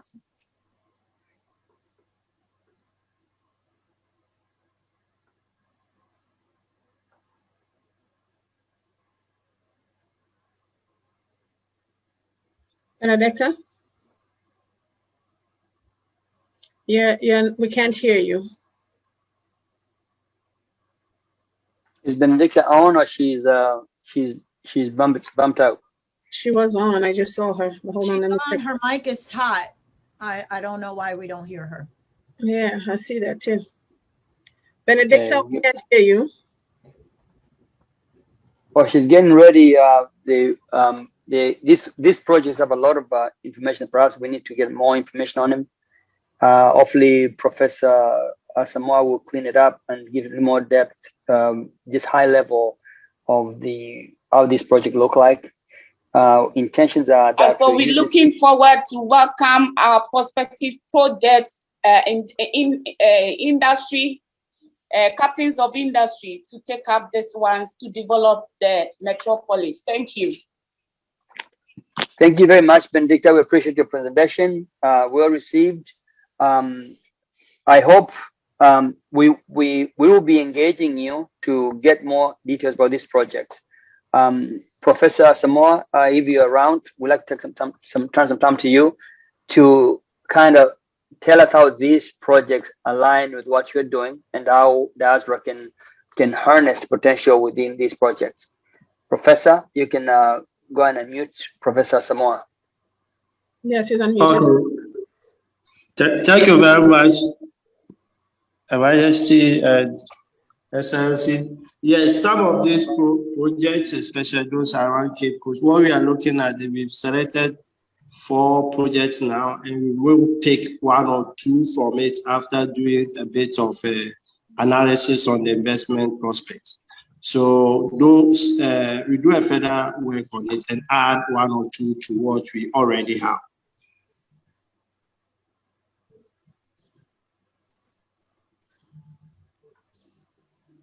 I'm going to share your presentation in a mere moment. Okay.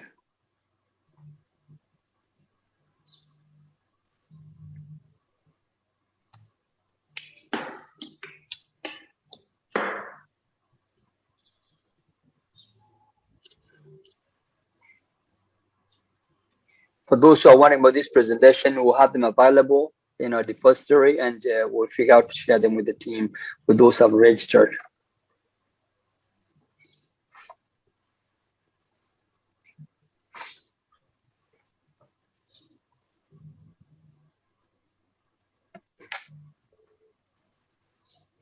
There you go. For some reason they came in all upside down. I had to flip them all around, but I think we're good now. Never fails. Huh? Okay, good afternoon from Ghana. Excellency, Royal Majesty, Nana Obokese, good afternoon, brothers and sisters. Special good afternoon to my brother Olivier, who first introduced me to ADDI. Because of time, I will give a high level. Then this presentation will be available either by mail or on the ADDI website. There are two presentations, one bigger on investment opportunities in Ghana, and this is zeroing in on ADDI's investment portfolio selected for Kanawa in Cape Coast. So please, can you go to the next, please? Yes. This, excuse me, the one before this. Yes. This slide, excuse me.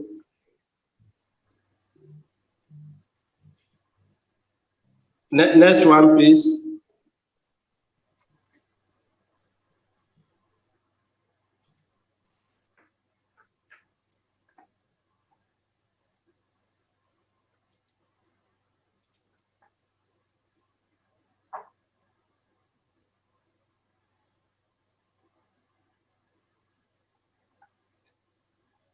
Are we good here, or? It says the next slide, please.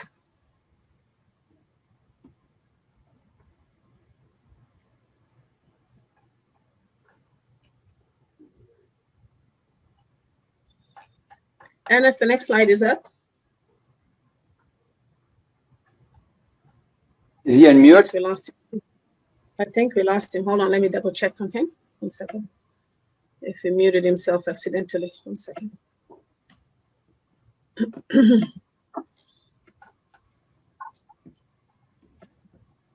Oh yeah. Ernest, okay. Can you unmute? Yeah. There you go.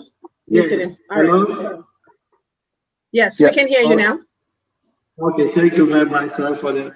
Yeah, this slide actually put the DIA project in the 5 perspective: an area of education, an area of hospitality, manufacturing, Wakanda City, which is the big project, and the infrastructure. So please go to this slide. So based on this slide, the project and education is the Technical University base, 500 teaching hospital, primary and adult school, and then 5-star hotel and Wakanda resorts under the hospitality. We have the pharmaceutical plants, among others. Can you move to the next slide, please? Okay, so those are basically the other. These are commercial projects. This is the model. ADDI will do a joint venture, either in the form of build, operate, and transfer, or based on probably PPP arrangement. So the first one is the hostel for Cape Coast Technical University and a shopping mall. The land is available, is started at some point, and the Technical University wants ADDI to come in. The second one is Cape Coast, University of Cape Coast hostel. We are looking at a hostel with a capacity of 10,000, and I will give details of this in the next slide. So based on that, the key projects are the Cape Coast University hostel, the hostel for and shopping mall for Cape Coast Technical University, then the Cape Coast Teaching Hospital Surgical Center, and of course the Wakanda Obokese University. So the 4 projects that we are focusing on the next slide. So let me just see. Excuse me, the following. Next slide.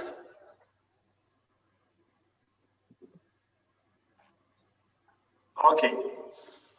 So hostel facilities and shopping for University of Cape Coast and Cape Coast Technical University. Cape Coast Technical University have over 4,000 students, of which only 300 are housed who have a hostel facility. Most of the students, which is more than 3,007, live outside the campus, and they live in different homes, sometimes makeshift houses, among others. So the need for a hostel for the Cape Coast Technical University is actually paramount. The university have land, which they have given. So the investment approach is that we sign a JV with them, joint venture with them, how to build, based on that, do build, operate, and transfer. The average period we are looking at is between 25 to 30 years. And the bit of high-level investment analysis to say, is it a viable project to go in? Is it a project that solves a need? Is it a project that actually support that? So it also comes with a shopping mall and other commercial centers of the same place. Please, can you move to? So this facility is supposed to provide 1,000 hostels among other facilities. The investment opportunity is that because 4,000 students, only 300 have hostel on campus, it presents a unique investment opportunity. This same opportunity is also in the University of Cape Coast. Have over 10,000 students, of which less than 25% have hostel on campus. So the University of Cape Coast, in addition to Cape Coast Technical University, will provide the land, ADDI, or investors build on it and manage it.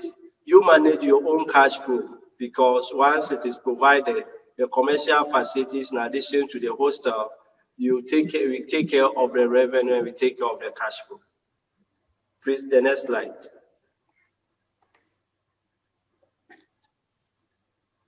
So basically, that is the Cape Coast Technical University Hostel and University of Cape Coast Hostel.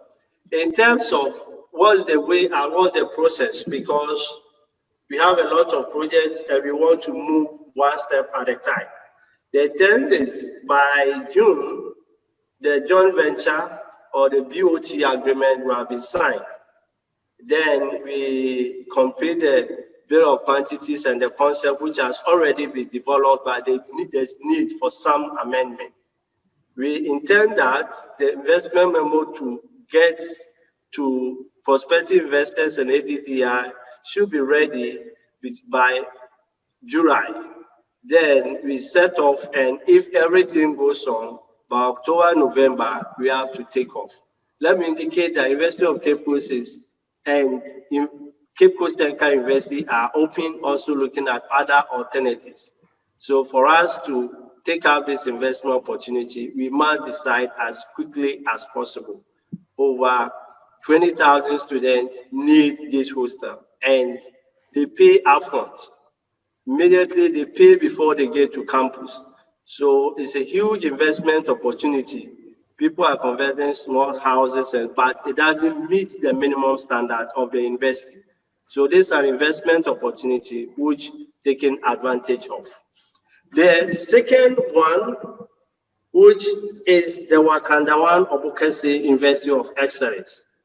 Actually, everything investment memoranda analysis to assess the viability of the university have been done. The Wakanda one, Centers of Excellence, we are supposed to establish a technical university or a technical university college. And this is the one, the Obukesi, Wakanda one, Obukesi University. The objects per the Wakanda one concept is to have agricultural farms, innovation center, data center, and a business incubation hub. All these four can be housed in the Obukesi, Wakanda one, Obukesi University, because the university already have 106 acres of land ready. And all the analysis, the investment, listing, registration, everything has been done.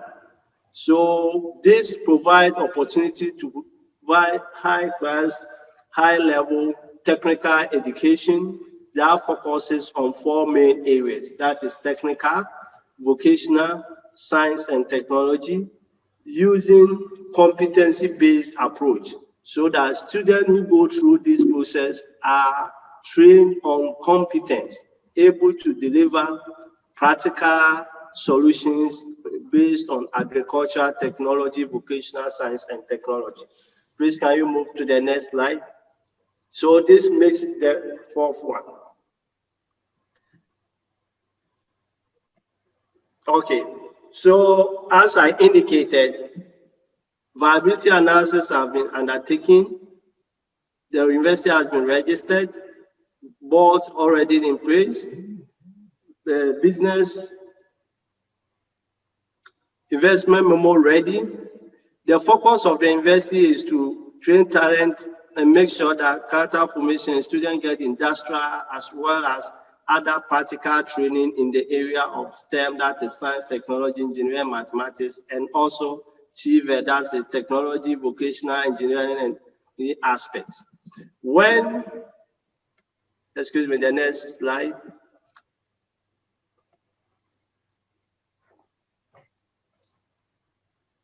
So 106.9 acres of land is available, valued at $0.75 million US. It's already registered. This university, in terms of viability, is projected to have a revenue over the next 10 years of $106 million US. Board is already there, made up of the ADDI members and WAKANDA members. Based on this, we intend raising shares purposely for this project. So the minimum shares, actually the shares available is 500,000 shares. So you don't need to buy all the 500,000. All you need is just to get a minimum of 100 shares at $300. And the shares is open, is on actually on sale. One share is $3 per share. So 100 is $300. And as I said, this has actually started and it ends on 30th of September. This is part of the Wakanda project anyway. Please, the next slide.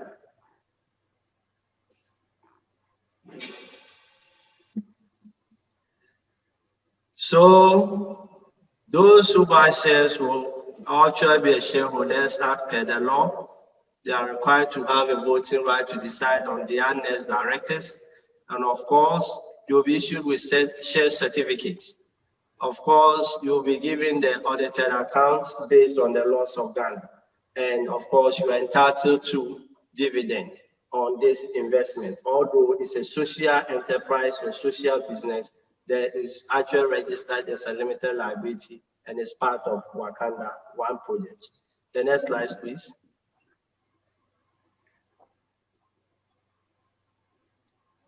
Okay, this is a further opportunity, but please can you move on to the next slide because I want to do within 5 days. Okay, so this will be the uses of the fund. Land is available, 106 acres. So the initial capital that will be raised, it will start the academic block and the multi-purpose block. You want to be an IT-based university so that people from different parts of the world can study from here. It's Afrocentric, getting into Africa issues and make sure that the networking and the basic permits and all those things are acquired. There are 4 steps for you to get this, a very simple step. First one is get the application. The application is ready. You can access it on their website. The second step, complete the application. You can pay, which is a minimum of 300 shares, 100 shares at $300 at this account at Zenith Bank in the name of Wakanda Bokasi University. The share certificate will be emailed to you, or when you come in August or September, you can pick a hard copy if you wish. And once you do that, you are registered on the shareholders of Wakanda One of Bokasi University, and you become a shareholder. Please, can you move on to the next slide? Okay, so this is a sample of the share certificates. So once you become a shareholder. So to sum up, the Wakanda 1 projects, the 4 key projects are the Wakanda 1 Obokese University of Excellence, 2, the Cape Coast Technical University Hostel, initial capacity of 1,000 students, although they have 4,000 students, 3,007 do not have hostel on campus. It comes with a shopping mall, a commercial center, and some offices there. That's the second project. The third priority project is University of Cape Coast Hostel. They expect about 10,000 capacity hostel. And as I indicated in the need for the investment, University of Cape Coast have over 30,000 students, out of which less than 25% are on campus having hostel. So that's the third project. The fourth project is the Surgery Center, which is for University of Cape Coast Teaching Hospital. So you realize that the 4 projects, 3 of them are concentrated on education, and the 4th one is on health. We will raise with the Chamber of Commerce and Industry to get at least 1 or 2, probably from other sectors, to add on. So in terms of priority of project for 1, once we move on with the city, these are the ones that are really available. The investment memos have been done, especially the Wakanda 1 Obokese University, and the others will also be done on same. So thank you very much. This will be available on the site and available to share for others, and the other presentation investment opportunities in Ghana will also be available. Thank you very much. Thank you very much. Very much appreciated your presentation, Samoa. I'd like to take some time over for just Q&A, and as I know, I've seen some of the chat questions you have, but if you need to reach out to us, my email will be shared by Sylvia to everybody, as my phone number as well. So if you can go share my phone number, my email, you can reach out to me so that we can start the dialogue. But the Cape Coast folks, those are the people on the ground. They have way more information than I do. But with respect to planning the project, the expo, I'm very, very involved. And so projects-wise, we will defer to them about being involved with them. We need you to register for this expo. That is how we're going to try to make things work. But I have some questions that have come through, but I also, Samoa, if you don't mind, is the university going to be a private enterprise or it's a public? The university is part of the Wakanda 1 project per the last week resolution. So it's going to be a private. Okay. Might I suggest, because of time, let's go through the rest of the program, then we do Q&A at the end for everything at one time. Very good. So with reference to people dropping off. Yeah, okay. Well, I want to give just a few highlights. We have a flyer coming out that was already ready for the expo. That will be posted on our website, and we'll start sharing it. We are also going to have our landing page by next week, where you can go and register for the event. And in there, you have registration fee costs, you have sponsorship packages that you can partake of. We have already contacted Bridget. The logistics on the ground are good. She's working on that. She has her own team, and we're going to be involved with that as well. So really, that's all what I needed to share with the team. First of all, let me thank everybody for attending and for being so patient with us. These projects are critical. We need them to be cleaned up a little bit more to make more sense. And we want to probably see the visibility studies that have been done so we can at least assess participation. There are some of the projects that are of interest to me there personally. I like to participate in them, and I hope you found some of that might be of interest to you as well. But with that, I want to turn just a few minutes for Q&A for those who might have major questions pertaining to the project and the expo. So Sylvia can control that discussion. Yes, please, on your right-hand screen, you can put up your hand, or, it's a little figure that looks like my hand. If you can click on that, please, I'll be able to see who has lifted your hand up. So please go ahead. And in the meantime, while we're getting folks to raise their hand, we do have a pre-registration landing page that's available. So if you go to wakanda.ouraddi.org, you'll be able to pre-register for the expo. And then you'll be first in line to get information when tickets and all of that comes out. So feel free to pre-register at wakanda.ouraddi.org. I've also posted it in the chat. Give thanks. Thank you so much. And with what Ben said, if you want to get a hold of Ben yourself, please write to investments with an S at the end at ouraddi.org. Investments with an S at ouraddi.org. If you can't remember that, just send me an email to info info@ouraddi.org, info@ouraddi.org. And with that being said, let me take our first question. We have 1, 2, 3, 4 hands up so far. So I'll go in this order: Darnell, Eric, Wongani, Isaac, and that's it. All right. So Darnell, please. Darnell Clayton, I think that's your last name. Can you unmute yourself, please? Oh, wait. Let me unmute you. 1 second. 1 second. All right. Go ahead, please. Unmute. Darnell? Unmute. Oh, okay. Can you hear me? Yes. Okay, so this is great. I was wondering if there's like a risk disclosure form, like a statement for investments, because I know in the US, like I dabbled in investments before, they usually have to provide one.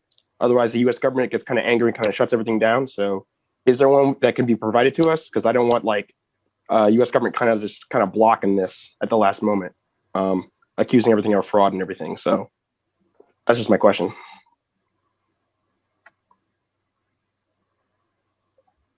Your Excellency? Maybe let's take 4 questions, then she can answer all them for once. Okay. Well, she normally takes 2 at a time. All right. Let's take 2. All right. Let's take Eric Ngabonza. I think that's how you pronounce it. All right. Yes, Can you yes. unmute, please? Yes, can you hear me?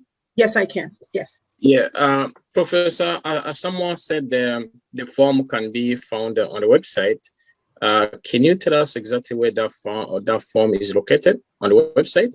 I'm talking about the Bokese University for the investment. Probably hasn't been uploaded yet. It will be uploaded after this. We had to share the information with you first today. And then after this is done, then everything will be uploaded so that whatever you're looking for, because had it been up there, you'd have been asking what that was. So since the session is going to be done today, I'm sure by the end of the day, our people on the website will be able to update and put all this information that we learned off today. Okay, thank you. All right. So I'll move to Phyllis. Hold on, Phyllis. Let's see if I can unmute you. Phyllis Powers. Yes. Okay, Miss Phyllis, please unmute. Hi, everybody. How are you? Good. Nice to see everybody again. This was a lot of information for me, and considering the timetable, would we be committed to having some additional meetings to just get more of a feel for really the nuts and bolts of the various projects discussed today?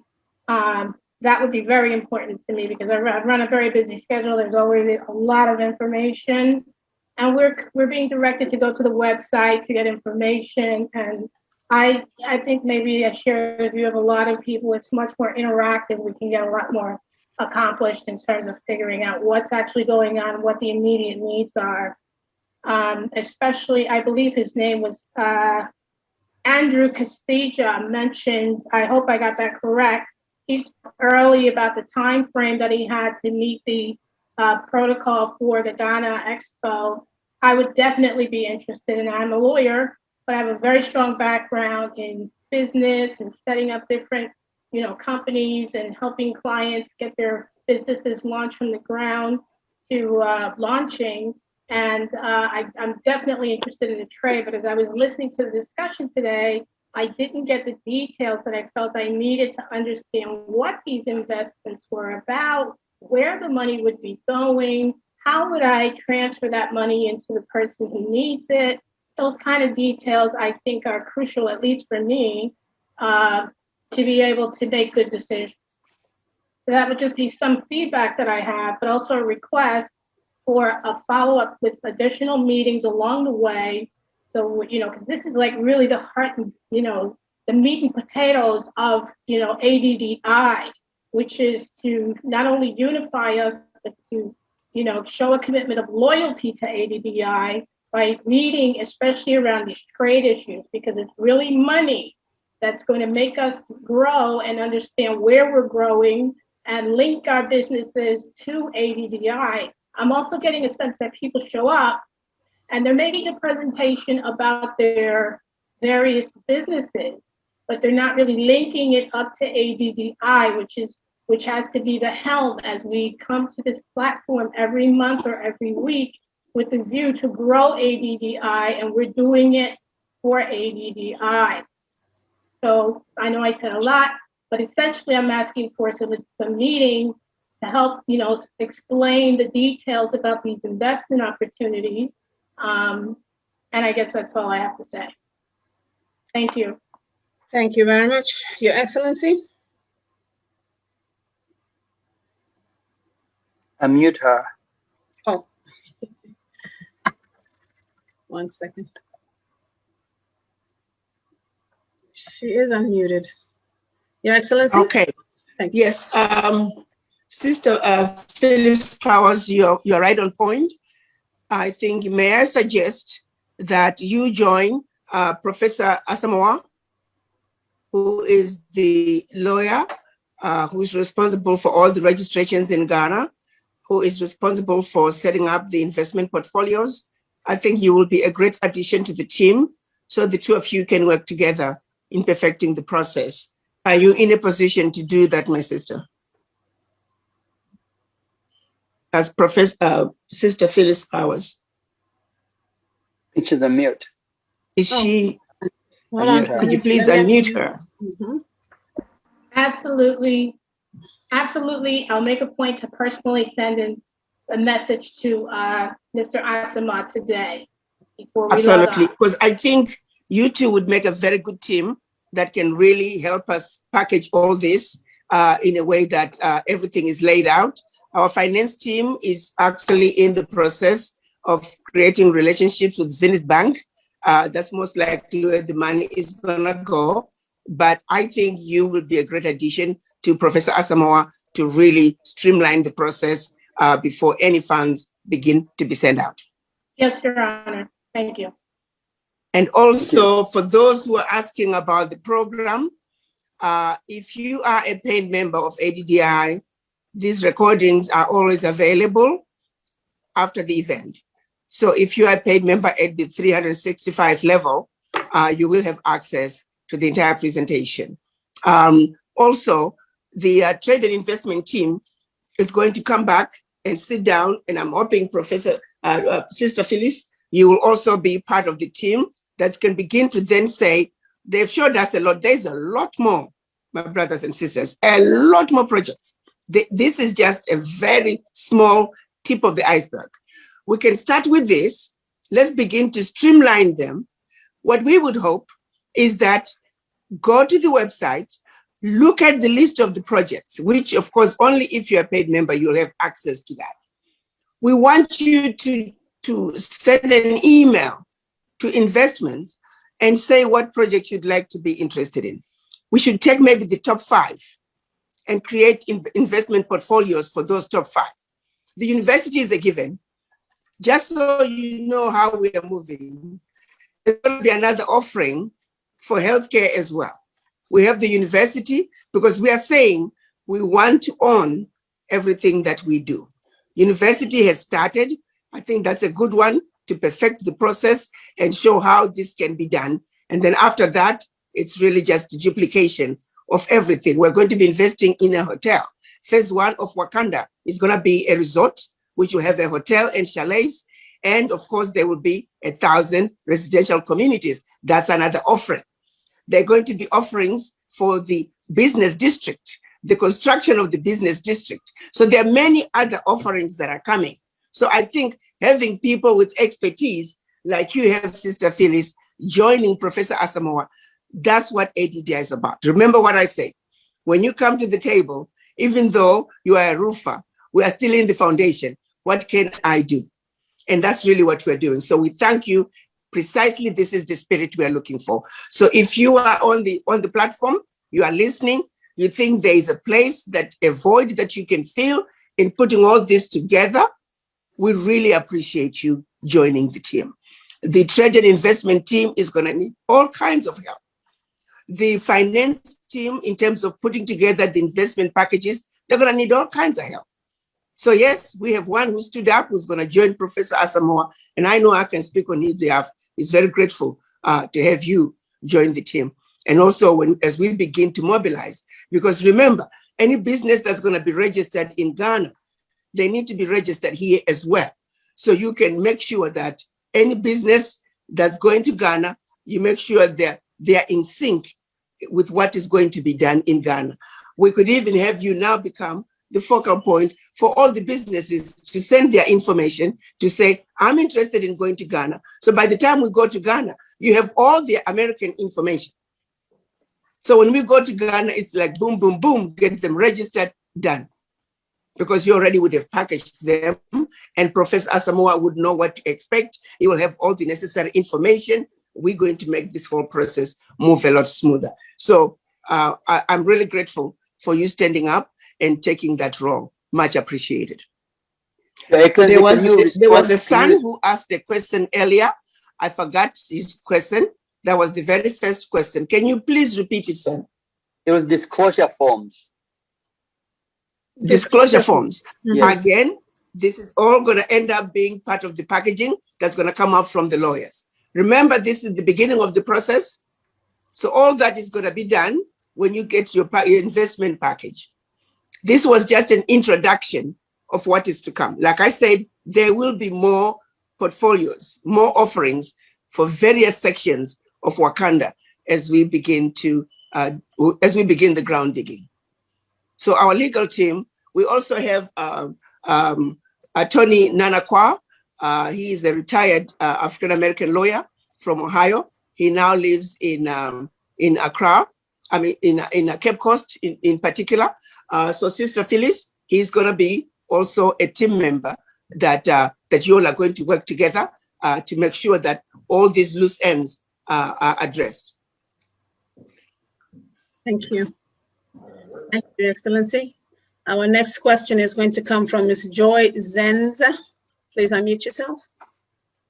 Yes, hello, my name is Joy Zenza, one of the diaspora here in Germany, and my question is more in regard of the exhibition. So we have a platform of African women in trade who have started trading among each other on our platform, like supporting from the diaspora here in Europe.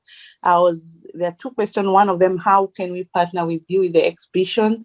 And the other question is the exhibition only for the Ghana community, also open for other African countries? That's it. That's all the two questions. Thank you very much. Next question I will take from Mr. Raymond. Raymond, please unmute.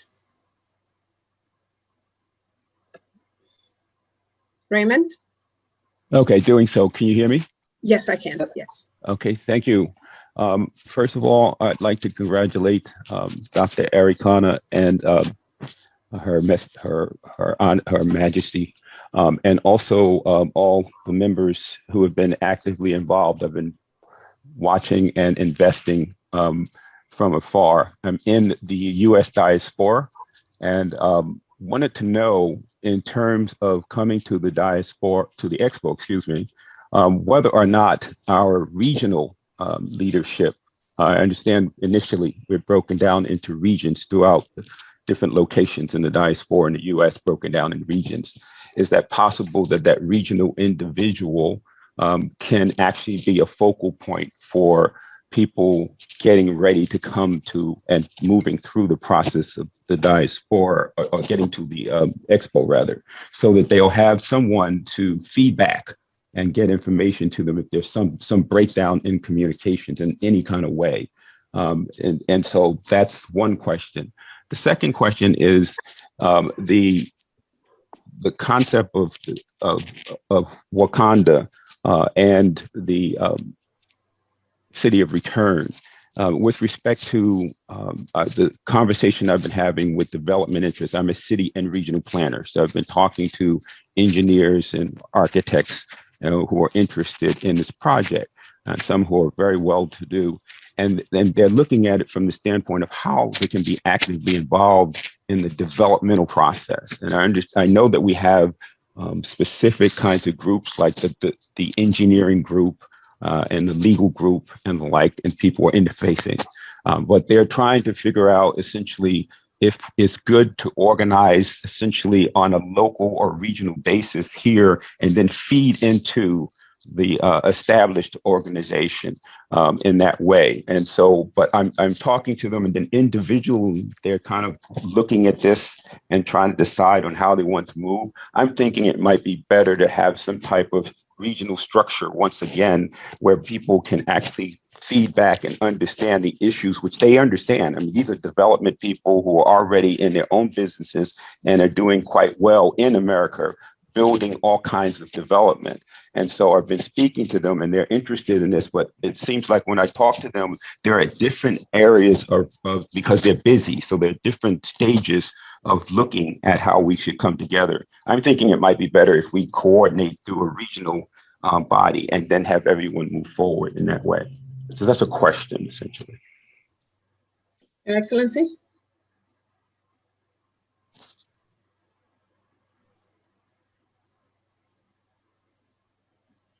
Is she muted again? Hold on. Your Excellency. Yes. Raymond, you are so right.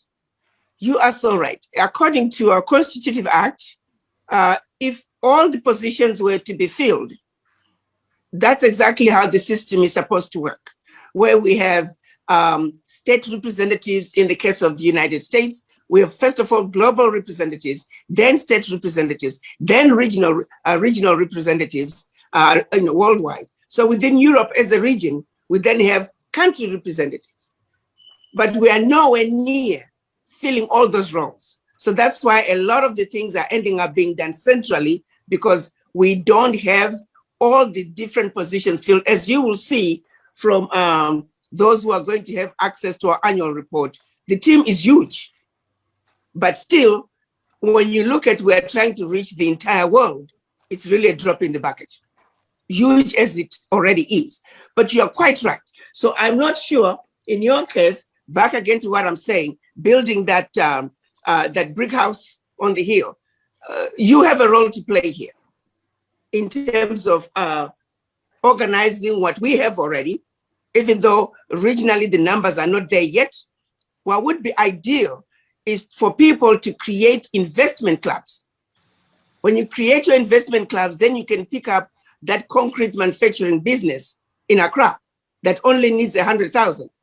And before you know it, you can grow yourself to become the next Dangote. This is how practical. This is what the Chinese are doing. I wish I could share with you some of the poorest Chinese I've seen come to Africa. Within 12 months, they are multimillionaires. It's really that simple. So you're quite right. Let's find a way of having these regional entities, investment clubs, or whatever you call them. If people are ready to organize at a local level, let's facilitate that. But we will only know to the extent that they let us know that they're organized and ready to move on. We have about 38 chapters. Some are small, some are medium. We're hoping we can begin to reach out to them and encourage them to organize themselves into investment clubs. Like I said, we will be having these offerings, particularly when it comes to the building of Wakanda. Wakanda must be owned by us. So yes, there is need for some form of collaborations. Those in California, create your own club. You can raise the money that you need. Now that you have the list of the offerings, the list will continue to grow. We haven't even uploaded what Zambia has because we are not quite there yet. We are not ready to cover you, but we can cover you in Cape Coast. When we are prepared to cover you in Zambia, we'll open up the opportunities in Zambia. When we are prepared to cover you in Tanzania, we'll open up the opportunities in Tanzania. But the opportunities, the plan is to keep showing you the opportunities, giving you ample time to really bring your groups together, invest, and you will have Professor Asamoah now joined by Sister Phyllis and the other team members here in Texas. We have Brother Clifford. So we got a whole legal team, but I think there will be a few that are concentrating on the businesses in the US. We'll need some lawyers from Europe to represent those coming out of Europe. Believe it or not, we have a lot of diaspora in China right now. So we need to have some representation once we begin to have people from China, because we need to know how to do business in that particular country and how you link over to the African continent. So just to give you an idea of how we hope all of it will come together. So this is a monster. I want everybody to be aware of that. What we're trying to do is a monster. It's like a 2-year-old trying to eat an elephant. You know, it's not easy, but we're going to start with the first bite. So little by little, as we can finish and accomplish this one, we deal with that. As we can finish and accomplish this one, we deal with it. So don't expect to have the whole package to be together. As you can imagine, the world of Black people all over the world, that is not an easy thing to do, but we're determined it'll get done. There was another question. I hope I answered your question, Raymond.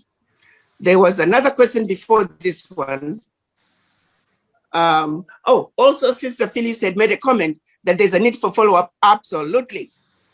So we will make sure there's a follow-up in the next 3 to 4 weeks, so we can really streamline. If we can get all these numbers together very quickly, we can actually do another follow-up, hopefully in a couple of weeks.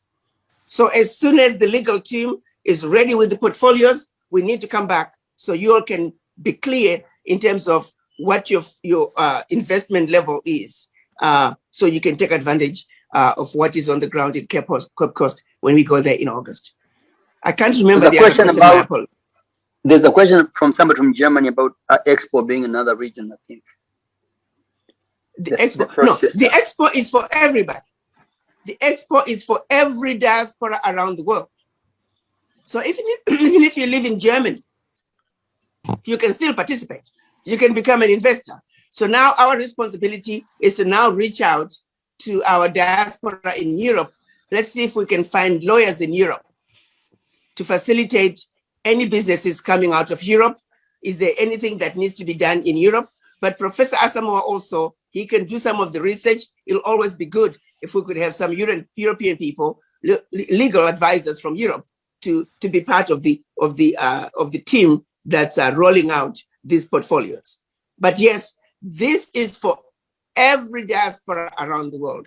Anything ADDI does, we may be headquartered here in the United States, but this is for everybody around the world. When we go to Africa, we're all going to Africa. So we're all going to invest. The rest of the world is already going to Africa to invest.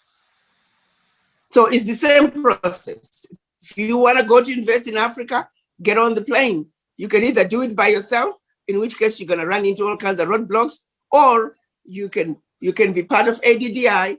When we go to Cape Coast, Ghana, you're going to find out exactly how investing in Ghana is done and the many other parts of Africa that we're going to be going to. Thank you, Excellency. The next question is coming from Rose Juma, Juma. Please unmute.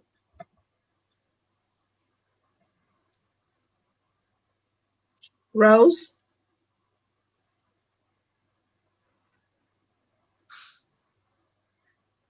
Can you speak, please? Is she unmuted? Yeah, she's unmuted. I can see that, yes. But I don't see her mic active. Rose Juma, we can't hear you. Okay, I'll get the next person. Yeah. Let me get I think it was Mr. Jimmy Katuta. Are you still here? I saw your name, it flashed away just a minute ago. Mr. Jimmy Katuta, please unmute. Yes, I'm still here. All right, thank you. Bear with me there. Okay, there we go. Thank you for the opportunity, Sister Sylvia, and Your Excellency. Like I always say, it's just so refreshing to see you and to listen to your plans, what you have going on for us here in the diaspora as well as Africa. My question is, I just came back from Uganda a few days ago with some investors, and we're looking to go to Zambia in the next 7 days. And I was wondering, in light of what's happening here, and if I missed some of maybe some of my questions may already have been answered. If that's the case, I apologize. But my question is, if I go, which I intend to go to Ghana now, is there a point of contact there that we can introduce to our investors? Because we're bringing a few of our investors from the US with us. Is there a point of contact there, or is that something that we need to strategize from here before we go to Ghana? That is my question. Thanks for the opportunity. Thank you very much. In terms of strategizing before you go to Ghana, I think in this particular case, you could actually request a special Zoom meeting between yourself, your team, Professor Asamoah, and Nana Abukase. Now, in this case, I would also ask that Sister Phyllis be on the call so we can look at you guys. What do you have? What are you looking for? Let's see if we can put a special program for you. If you are going outside the time that we are going, we will be willing to do the same with Zambia, because we're already in communication with the Zambian Development Agency. We're actually in the process of getting our MOU signed. It's going through the governmental processes, but we can still facilitate. We will reach out to them. What the arrangement that we are going to have once the MOU is signed with Zambia, ADDI is going to become a member of the Zambian Development Agency. The Zambian Development Agency is the entity, is the quasi-government entity that is responsible for categorizing all the investment opportunities in Zambia. I will tell you, he told me something that broke my heart. He said, Ambassador, every day I go to my office, I have Chinese lined up outside my office, wanting to take advantage of the investment opportunities in Zambia. Not even local Zambians are lining up, let alone Africans. Of course, forget the diaspora. The opportunities are there.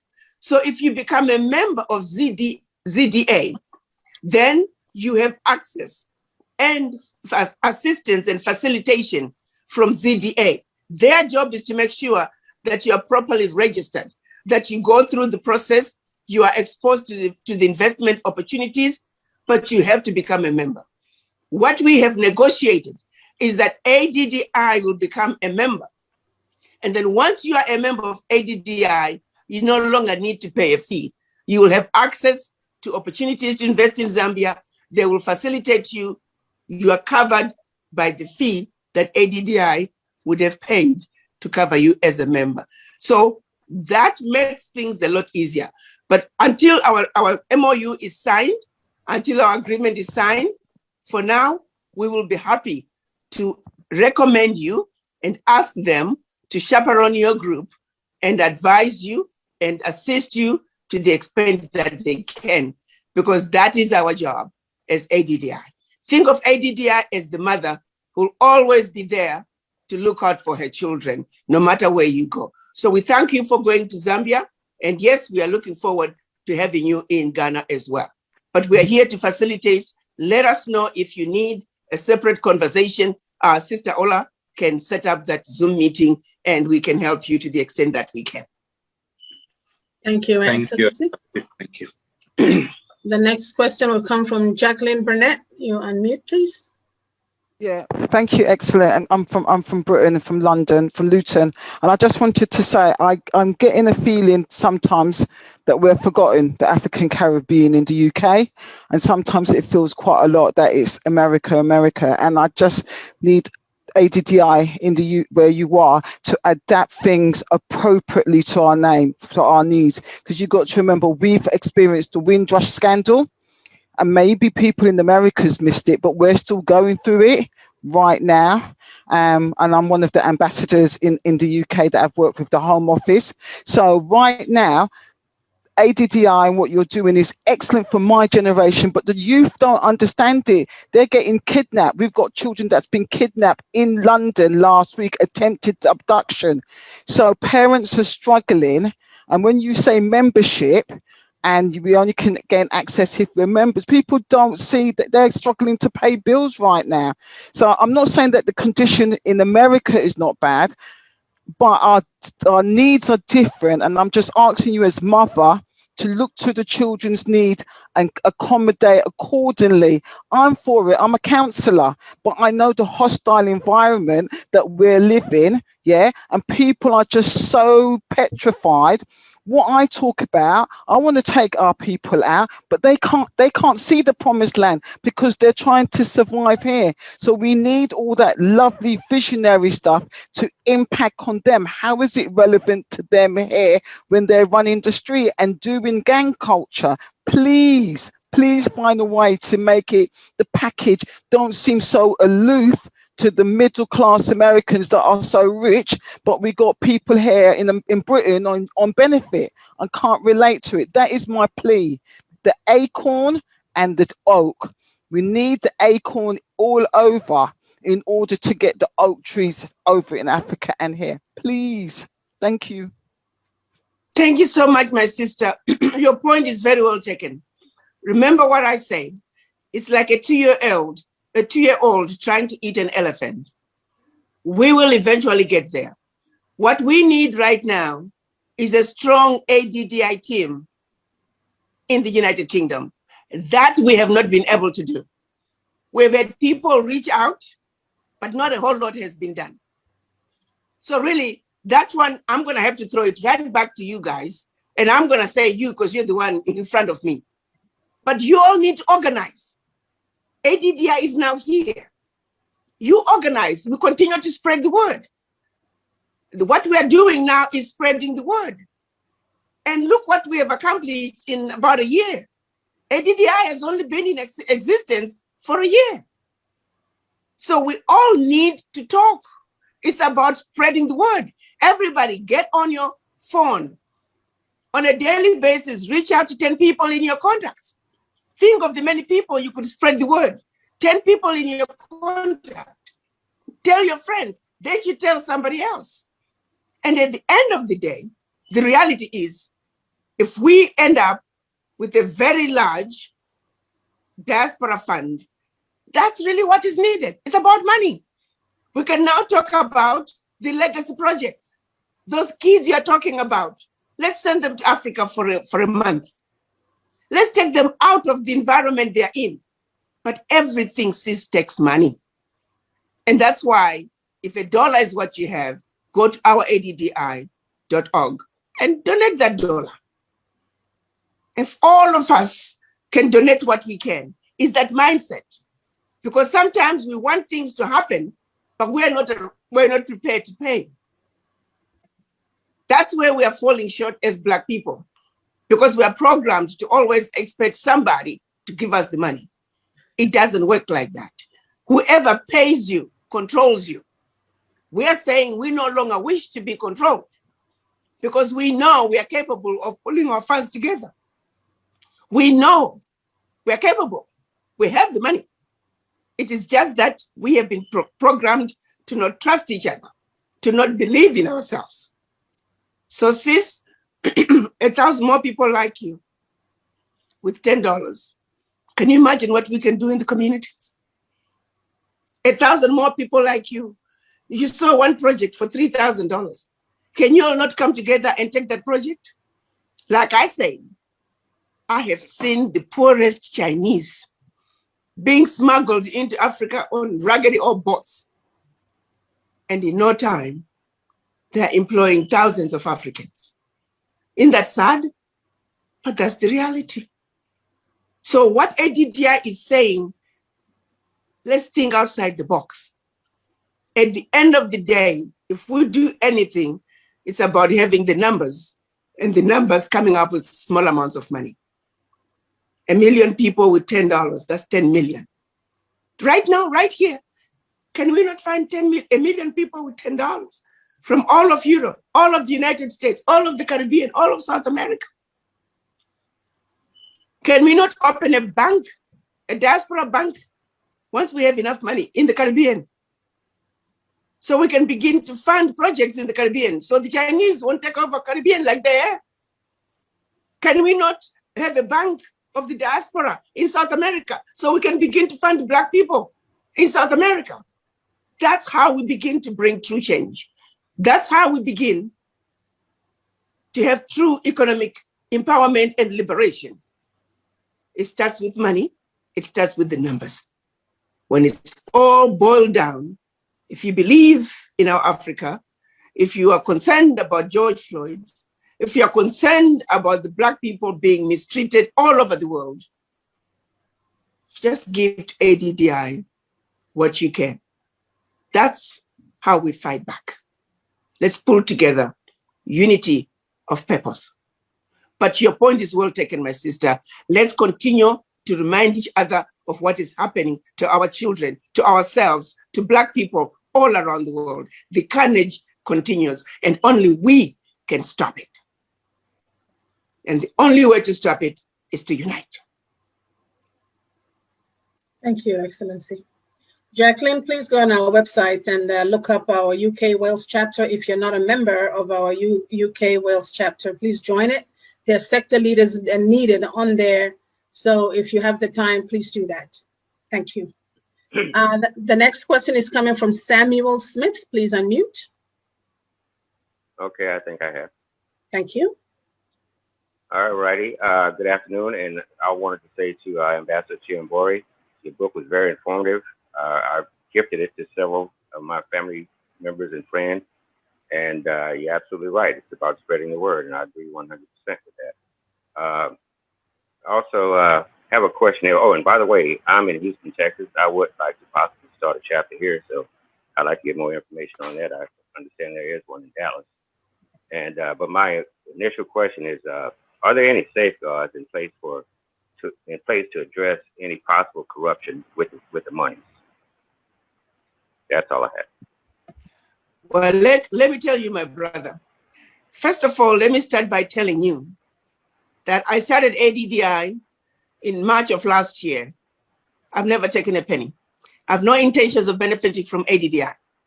If I am going to, I've never been paid. I have no intentions of getting paid because I believe in what we need to do. I believe to whom much is given, much is expected. I have to lead by example. We have to lead by example. Correct. Any opportunities that are going to come up, I am going to invest just like any of you. When the package is put out, the same way that you're going to buy your shares, if I want to invest, that's the exact same way that I'm going to buy my shares. In spite of all the work I'm putting in, I am giving for our children and generations to come. We are calling for the people with the same spirit. I'm going to share something with all of you, just to understand the team that we have put together so far. There was an opportunity that we could have gotten into a program that was running till end of June. Well, something happened. That program was going to end quickly because some gigantic entity was going to buy all the bonds to the tune of $5 billion. So they called me to say, Ambassador, this program that was supposed to run till end of June is now going to end March 1st. If the diaspora could just come up with 350,000, maybe we could try and apply for 100 million portfolio. And they were giving me a few days to come up with 350,000. And initially the first instinct was like, oh my God, okay, that's over, we can't do it. But I went to bed, and when I woke up in the morning, I said to myself, really, we are going to miss out on accessing such a large amount of money, over 350,000. It needs to start with me.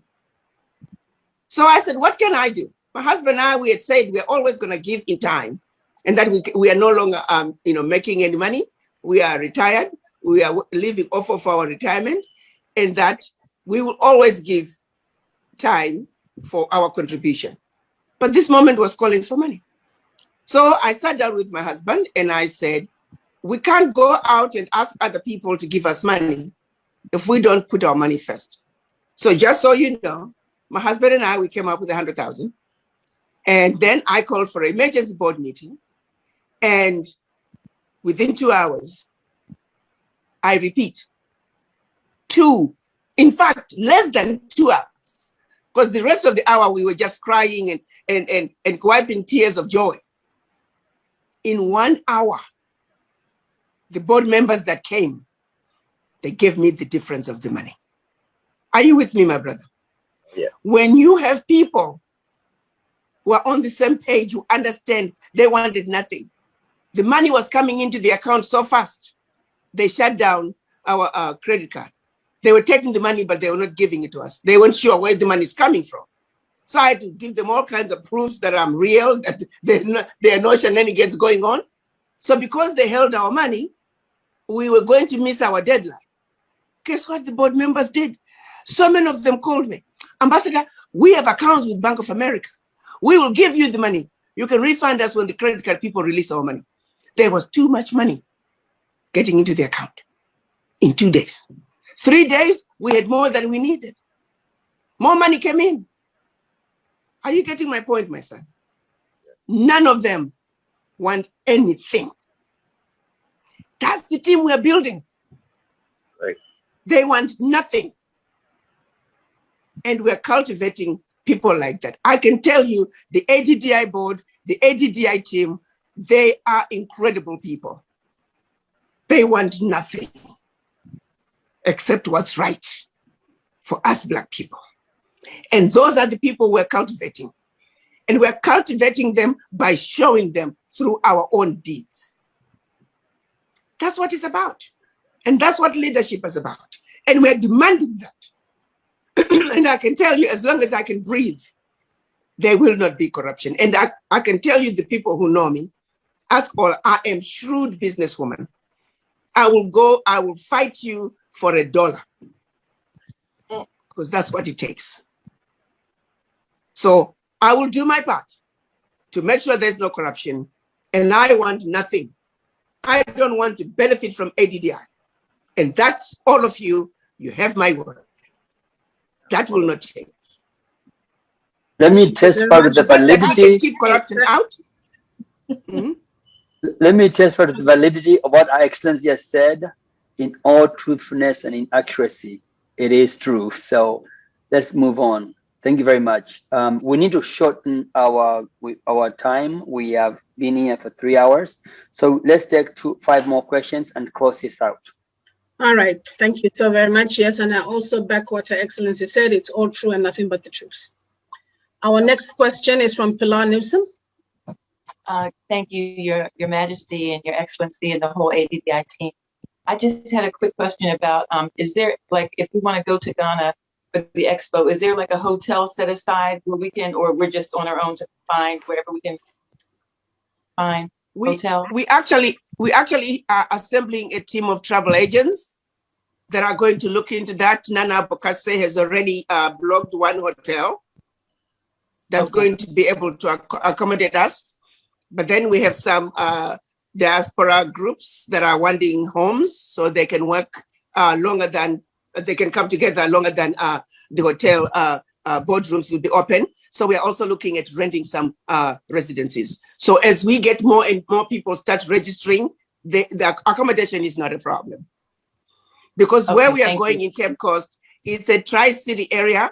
There is Cape Coast City, there is Elmina City, which is only like 15, 20 miles away. And there's also Asebu City, Asebu Town. So there's plenty. And Nana Obokase is under control. He has that under control. Thank you very much. Also, everything will be. Oh, sorry. Everything will be put on our website, on our landing page. If we have the hotel details there, that will, we'll get from Cape Coast as well. Thank you. Thank you. The next question is from Donna Cox. Donna, please unmute. Hello, am I on mute? Yes. Can you hear me? Yeah, we Good evening, family. Can't see me too well, but I got all silver hair and I don't dye and had it since 12. So I'm here in Ghana and loving my people. And I just want to say this is my third time in Ghana. I am moving here. I've been here since January. This is something that we should have done a long time ago. So I just want to say I am here now. I'm in the process of trying to move here. So I just want to see how I can help while I'm here. I've done a couple of notes in the chat. You guys can go through and see what I do. I am a great, magnificent, wonderful woman created by everything, including God's wish for me to be here with all of the skills I got from America. So I want to put them into use right now in any level, starting with 40 years of my life being in the law industry. So I'd love to work with Sister Power and the brother Amosa. So just contact me any way we can, and everything you're there, I'm here for you till I'm gone. So that's all I have to say. Peace and love. Sister Donna, yes. I think, again, this is exactly the spirit we're looking for, sis. You just make me feel so good. Yeah, we're talking about bring that brick, you know, because you're holding that brick that we need to build this house. So now here we go. We got another member of the team. And now look at you, you'll be working from one angle. You'll be mobilizing business people from wherever you live. Sister Phyllis will be mobilizing businesses from wherever she is. This is what it's all about. That's right. So absolutely. Can we make sure, do you live in Ghana or you live in the US? I say I live in Ghana now because I just got my apartment for 2 years. I'm supposed to go back in June, but I'm going for my extension right now through immigration so I don't have to leave until I'm ready. So I'm here. Wonderful. So where do you live? Do you live in Accra or Cape Coast? I'm in the Amrai area, a little up from Ashi. Okay, then at some point, you probably need to take a trip to Cape Coast and meet with brother, Professor Asamoah, so you all can begin to strategize and continue to create this formidable legal team. That's what it's about. Thank you, my sister. Thank you so much. Sister Donna Cox, I am putting your name down. Can you please post your email so Professor Asamoah can reach out to you? Let's also make sure you pick up Professor Asamoah's email. I will. Thank you all. Peace and love. Thank you, Professor. Thank you, sister. Asamoah, please share your email again because I know it's way on top. Yeah, it's wearelawforever@gmail.com. Can you just type it in there? Please type it in the chat for me. Thank you so much. All right, thank you, ma'am, Donna, for your question. The next person is Stanley. Please unmute. Stanley Sarpong.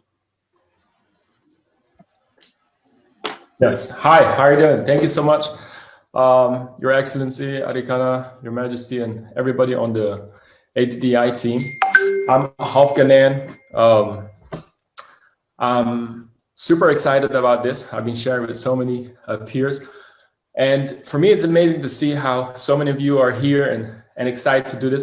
What I would love to see is more younger people joining as well. So I'm definitely committed to volunteering. I'm a former Googler, content creator, and also entrepreneur. So wherever you can use me, that'll be wonderful. I have one quick question, and that is about the internet infrastructure and how we could possibly sort of accelerate that. Because with the membership and all the funds, I'm thinking, imagine if we create a fund where everybody can contribute to create, more fiber optic network that everybody can benefit from. Whether you want to work with a satellite office in Ghana, for example, or want to establish your business in Ghana, having superior internet is super important. Just to give you a simple example, I want to hire people in Ghana, but they're too expensive for me. Why?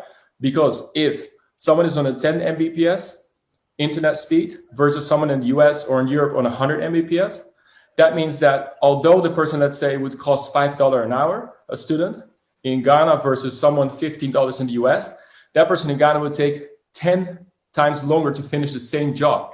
So that means 10 times 5 is $50 versus $15 that I would pay the person in the US. So you can imagine the moment that we improve the internet infrastructure, how many more job opportunities we will all create. And we can create the next Singapore. So I'm really excited and I want to be part of this. So thank you so much for your time. Ashe. Thank you, son. I think you're bringing a very interesting subject. Just so you know, we have an IT team. The IT team is actually already talking to another diaspora entity that's going to be looking to upgrading our connectivity, our cellular connectivity in Ghana. So you are quite right. Everything that we are going to be doing, the engineers have made it very clear that we must have 5G. There's even a talk of having fiber optics now. It's now going to be in the cloud because all the fiber optic networks are getting saturated. And so we're on it because the university is going to be needing very upgraded connectivity. If we're going to have a computer lab, the current structure will not be able to support.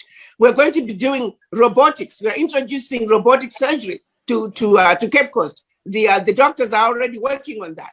The current cellular networks are not going to be able to support that. We are even going all the way to talk about housing our own, having our own data center. So son, you are quite right. We need you to join our IT team. Sister Sylvia, if you could please post our brother Jote's email to make sure he becomes part of the IT team. And yes, we would like to find a way of using your experience with Googling, how we can reach more young people, because at the end of the day, everything that we are doing is about you young people. You are the ones who are going to be enjoying Africa. You are the ones who want to get all these opportunities. So look at how you just brought in an element that we weren't even talking about.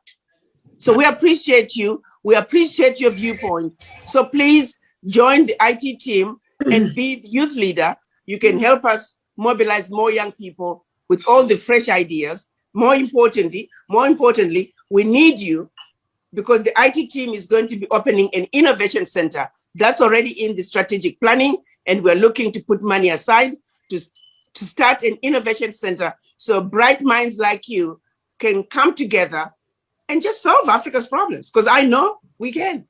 So thank you so much, son. You're quite right. Let's make sure that Stanley Sapong is in touch with Brother Jote. Thank you. Thank you very much. Stanley, you're based out of Ghana? May want to unmute him. Oh, sorry. Yeah, thank you so much. No, so I'm what they call a digital nomad, so I travel around the world. But yeah, I'm asking you so that we see if there's a chapter where you are, because you've mentioned a very good point of recruiting the young youth. Just to be very clear, I will be in Ghana around July or August, and I'm living in Portugal, Amsterdam, and Miami. So that's where I'm based. All right, I'm posting my email here, chapters@addi.org. Please get in touch with me. Okay, thank you so much. You're welcome. So we would hope you can plan coming with us to Ghana so you can be part of the conversations surrounding the Innovation Center. We need young people like you. So please plan on joining us when we go to Ghana. Definitely, definitely. Thank you very much. The next question will be for Isaac. Isaac, please unmute yourself. I already unmuted you. Isaac, are you still there? Okay, I'm here. Thank you so much, Sylvia and Ambassador Arikana. I may not have understood, maybe this was discussed prior to my joining the meeting, but the concept appears to lean very much on formal business entities. But we know that a majority of our people are in the informal sector. So how do we get our mothers in the villages, to benefit from this particular opportunity that is coming in from the diaspora? And this question is informed by the fact that I'm from Southern Cameroons, and we have over 6,000 refugees in Ghana. And we've been trying to see how we can help some of these refugees find their feet in Ghana. So how do we bring people like this who are maybe not even inside the informal sector, who don't have a legal status in Ghana, but who have skills that can benefit this project of homecoming. Thank you. You are quite right. I think we feel blessed that we were invited to start our city of return in Cape Coast, Ghana. Cape Coast is just an amazing area. There is a there's a university, there's a technical college, there is a teaching hospital, there is a nursing school, there is a marine academy, and of course we have the dungeons to study the history. We could not have gotten to a better place than everything that we need. All we need is to create an environment that unleashes the entrepreneurship spirit in our young people. Between Ghana and Nigeria, some of the brightest minds are coming out of those two countries. We just need to create that environment. Right now, one of the people who's going to be part of our innovation center is a young man called Kevin. We picked him up on the internet. He was in a village in Ghana, and he made a little car out of a motorcycle engine. And him and his friends will pile up on that little car, and he will drive around the village at age 14. Think of that bright mind. He's now 17. If he could just get a little help. So we have adopted him. He now has a nice laptop, and he has programs loaded onto that laptop so he can continue his creativity. He's still in high school. He has a mentor assigned, a gentleman out of Europe and another guy out of the US. Both of them are working with Kevin. When our center is opened, he's going to be spending holidays at the center. And the hope is that he will continue and come to go to college in Cape Coast. But we're going to be opening what we call Kevin's Garage as part of our innovation center to allow Kevin to do his creativity. So there's so many Kevins in Africa, and we intend to capture as many of them as we can and create an environment for them to innovate. Right now, through our mining and industry, they are putting together a plan to start a manufacturing plant using plastics to be used to manufacture parts. They're going to categorize what they think are the parts that are most needed, parts that are keeping agriculture from moving forward, parts that are keeping medical equipment to lie fallow in the basements of hospitals across the continent, parts that are keeping cars that could be driven, because those parts are coming from outside Africa. We need not import them. We can manufacture them. So in fact, our director for mining, he was a young man during the unilateral declaration of independence for Zimbabwe in the 1980s, when there were sanctions for Rhodesia, in the 1970s rather. There were sanctions against Rhodesia. People are not aware. What Ian Smith did was to regroup people like him through the iron and steel company that we had in Zimbabwe. Rhodesians manufactured everything they could not import. That's how Ian Smith survived. So the young man is saying, I have seen it done. We can do it. So he's leading that process of establishing that manufacturing plant to manufacture parts that are needed using plastics. And who is going to come in and work with that? It's our youth. So lots of inventions. So yes, my brother, we are doing our part. And if you want to join that team, by all means, please, Sister Sylvia, can we please put him in touch with Brother Mapondera? So you can also help us mobilize these young people, and let's get as many of them to just simply say, we want you to open up your mind, let your creativity run amok, and we're there to support you. It's going to take everybody doing their part. But yes, your point is very well taken, and it is needed, and we are thinking along those lines as well. Thank you very much, Your Excellency. The next one, it's only initials. I'm only taking 2 more questions. I see a lot of hands up, but Her Excellency has another meeting she has to get to. So I'm going to take the 2 last questions. The initials are KFKAWI. Oh, thank you. Thank you. There you go. KFKAW. I don't know why I'm giving that name, but my name is Lamek Mahaji. You didn't change it on your phone. No, anyway, it's me. Anyway, don't worry. I will change it later.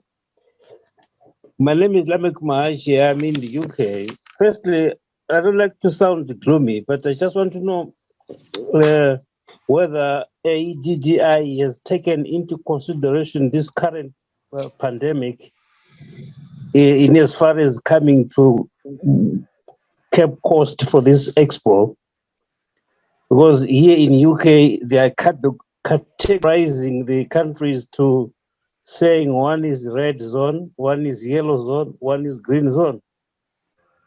So I would like to know whether Cape Coast is also under any other zone that might be considered to be in the pandemic area. Okay, that's said and done. Firstly, also, I forgot to give my heartfelt liking to what Honorable Chombori is doing for us, or what he has done and grouped you as a very, very good team. Just looking forward to bringing Africa to its rightful place. About this, I heard something maybe I didn't hear it properly, that there shall be loan advanced to people with project. How does that go about? That's my question. Excellency. Okay, talking about COVID, what we are hoping in the US now, for those who are coming from the US, everybody can now be vaccinated. Vaccines are now free. The problem the US is running into right now is people not going to get the vaccines. They're afraid they may have to throw away vaccines. So those coming from the US, we would encourage everybody to get vaccinated. The numbers are getting better. I was listening today, the San Francisco hospital, for the first time since June of last year, they don't have not even a single COVID patient. Numbers are getting better, but we encourage everybody to get vaccinated. But secondly, Ghana is not, I repeat, Ghana is not in the red zone. Knock on wood, Ghana has done okay, but we keep our fingers crossed, of course. This is COVID, nobody knows. Nowhere have we said we are going to be giving loans. What we said is that we are pulling our monies together for now until our fund has really grown to where we can begin to then loan money. For now, we have a fund that we are hoping to use those funds to fund projects for building Wakanda. But the project will have to continue to raise its own money. So for discussion purposes, so you have a window into how we intend to continue to sustain ourselves. We are looking to investing in banking. We are also looking to investing in mining. Mining is a big one. Mining is the fastest way. A lot of foreigners, particularly the Chinese, and of course the Europeans who've been there forever, and the Indians, they are making serious money out of gold, out of diamonds, out of platinum. Just to give you an idea, if you were to start with, say, $10 million, that can buy you about 250 kilos of gold. You can spend that money within 30 days, you can more than double it by simply buying gold, because you're buying it from the Africans for, like, say, $40,000 a kilo. Immediately, if you picture a situation, you buy, and I'm gonna use a big figure like 1,000 kilos. If you buy 1,000 kilograms of gold in Ghana, you pay $40 million. You catch a flight from Ghana to Dubai, 6 hours. By the time you arrive in Dubai, you are sitting at 60 million. Your gold will be bought within an hour. People are not aware of that. You buy your gold in Ghana for 40 million. And by the time you get to Dubai 6 hours later by flight, you are sitting at 60 million. And then you keep doing it. That's how the Tiger Six Nations, the Hong Kongs, the Malaysians were built, with paper money, gold, monetization, standby letters of credit. You get 75 to 100% LME, loan to value. So there are all these other things that the finance people are talking about. Those are the plans in terms of how we're going to sustain ourselves. But I'm just giving you a window as to what the long-term plans are. Once we get to where our fund is well capitalized, you're quite right, the plan is designed to start being able to fund some projects. But for now, we want people to contribute. Thank you very much, Your Excellency. I'm going to take the last question. Sorry, there's about 15 hands left. What we're going to do is when we have the next meeting, I will try my best to see if I can remember your names. If you do attend the next meeting for the Trade Expo, then maybe your questions can be fielded. If not, please send your questions to info@raddi.org. I'm going to put the information here once I call on the last speaker. You can write to info@raddi.org or investments with an S @raddi.org. Last but not least, let me call upon Leila Settles, please, to give us the last question.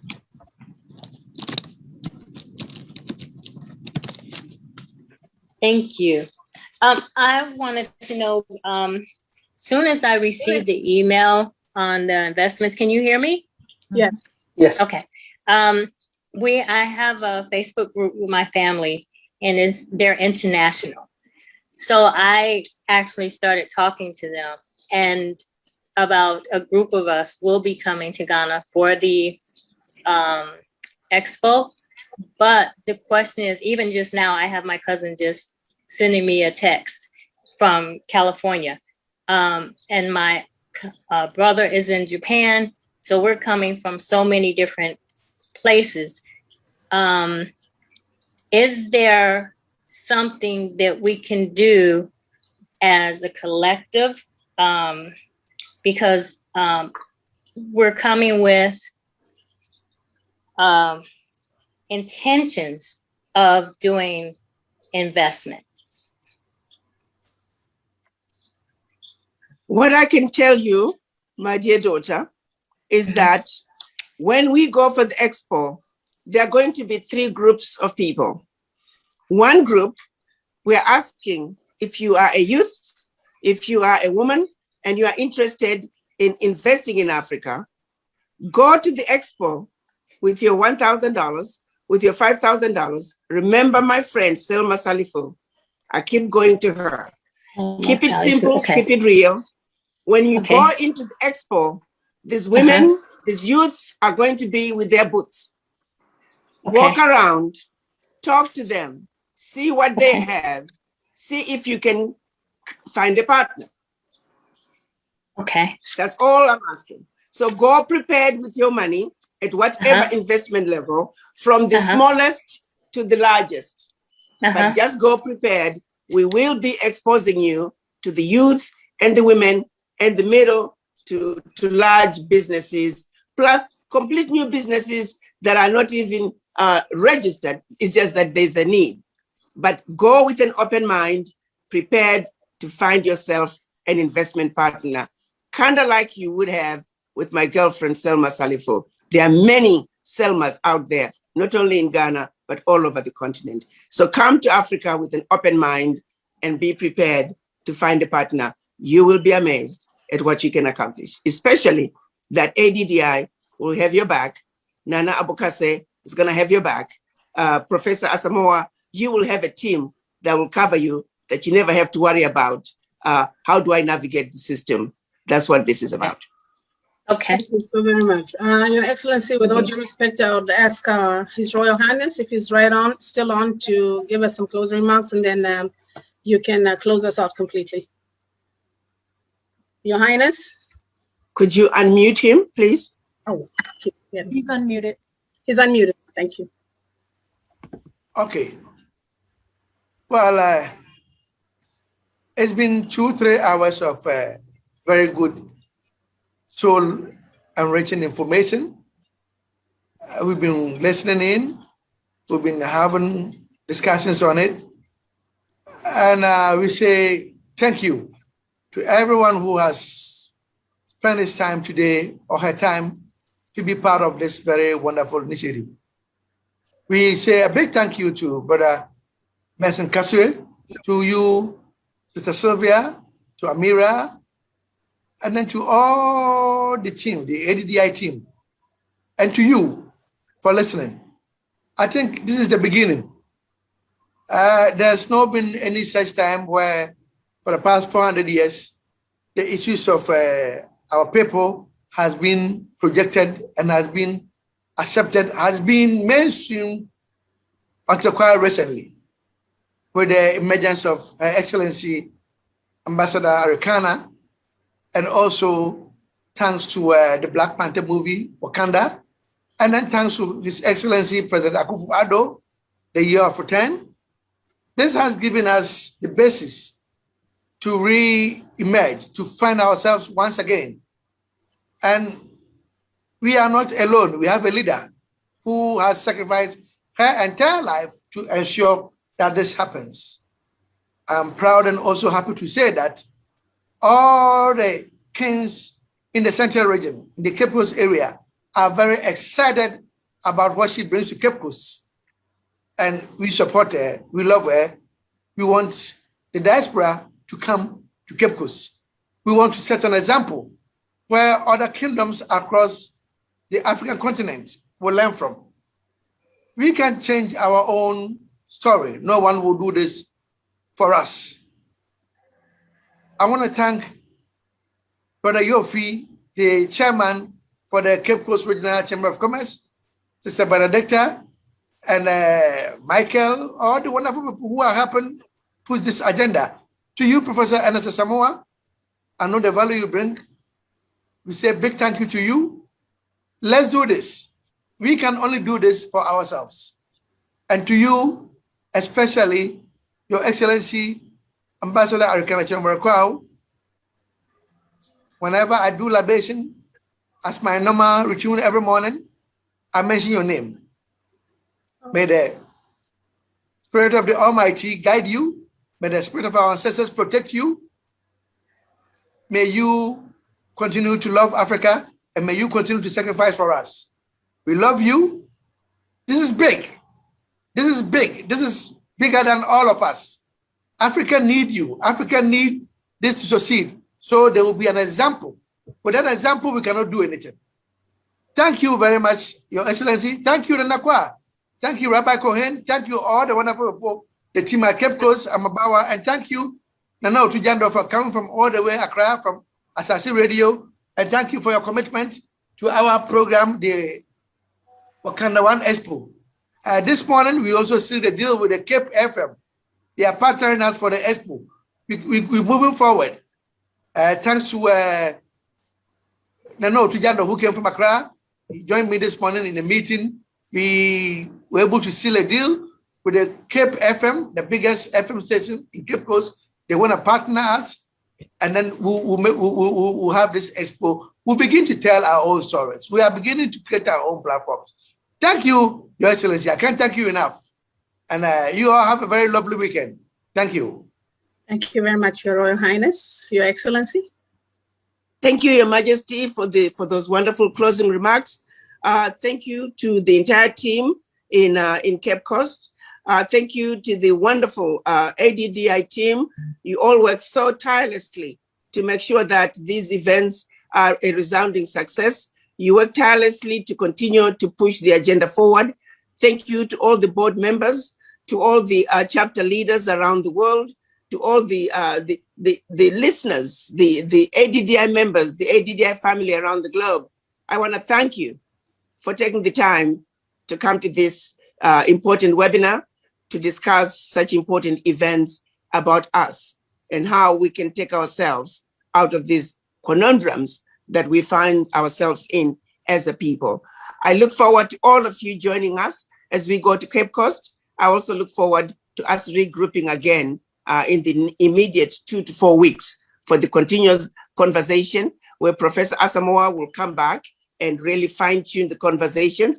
Now that he has a good team around him, we will be, I'm hoping that the next conversation will give an even clearer picture of how everything is going to unfold as we go to Ghana. That includes accommodation. We're going to talk about accommodation, and we're going to talk about transport and what program our travel agents would have put together. They too will do a presentation. We'll also get a presentation about the hotel accommodation so people can be clear about how we are going to go home. Thank you also very much. Have a wonderful weekend till we talk again. Benson, thank you, Excellency. I don't think I can say anything more than that. I really so much appreciate you. Let me take some, thank you also for participating. One, thank you, Amira, for just taking a quick, I ambushed her, told her the support I needed, and she took over. So thank you very much, Amira. Sylvia, as always, wonderful. Your Excellency, Your Majesty, I cannot thank you enough, and I look forward to coming to Ghana. We are looking forward to coming to Cape Coast. Diaspora, get ready, get energized. Let's go invest to the people. If we don't, the Chinese you don't like, the Westerners you don't like, the Northerners, the Easterners, they will take over. So let's help our people. We gotta do it. If we don't do it, nobody can do it. With that, thank you so much. God bless. Visit our website at www.raddi.org to register and go under events to see the things that are upcoming under ADDI, so you stay on point in real time. And like our director said, we are energized. Ghana, let's go. God bless each and every one of us. Your Excellency, Your Majesty, bye-bye. Goodbye, team. Yes, yes.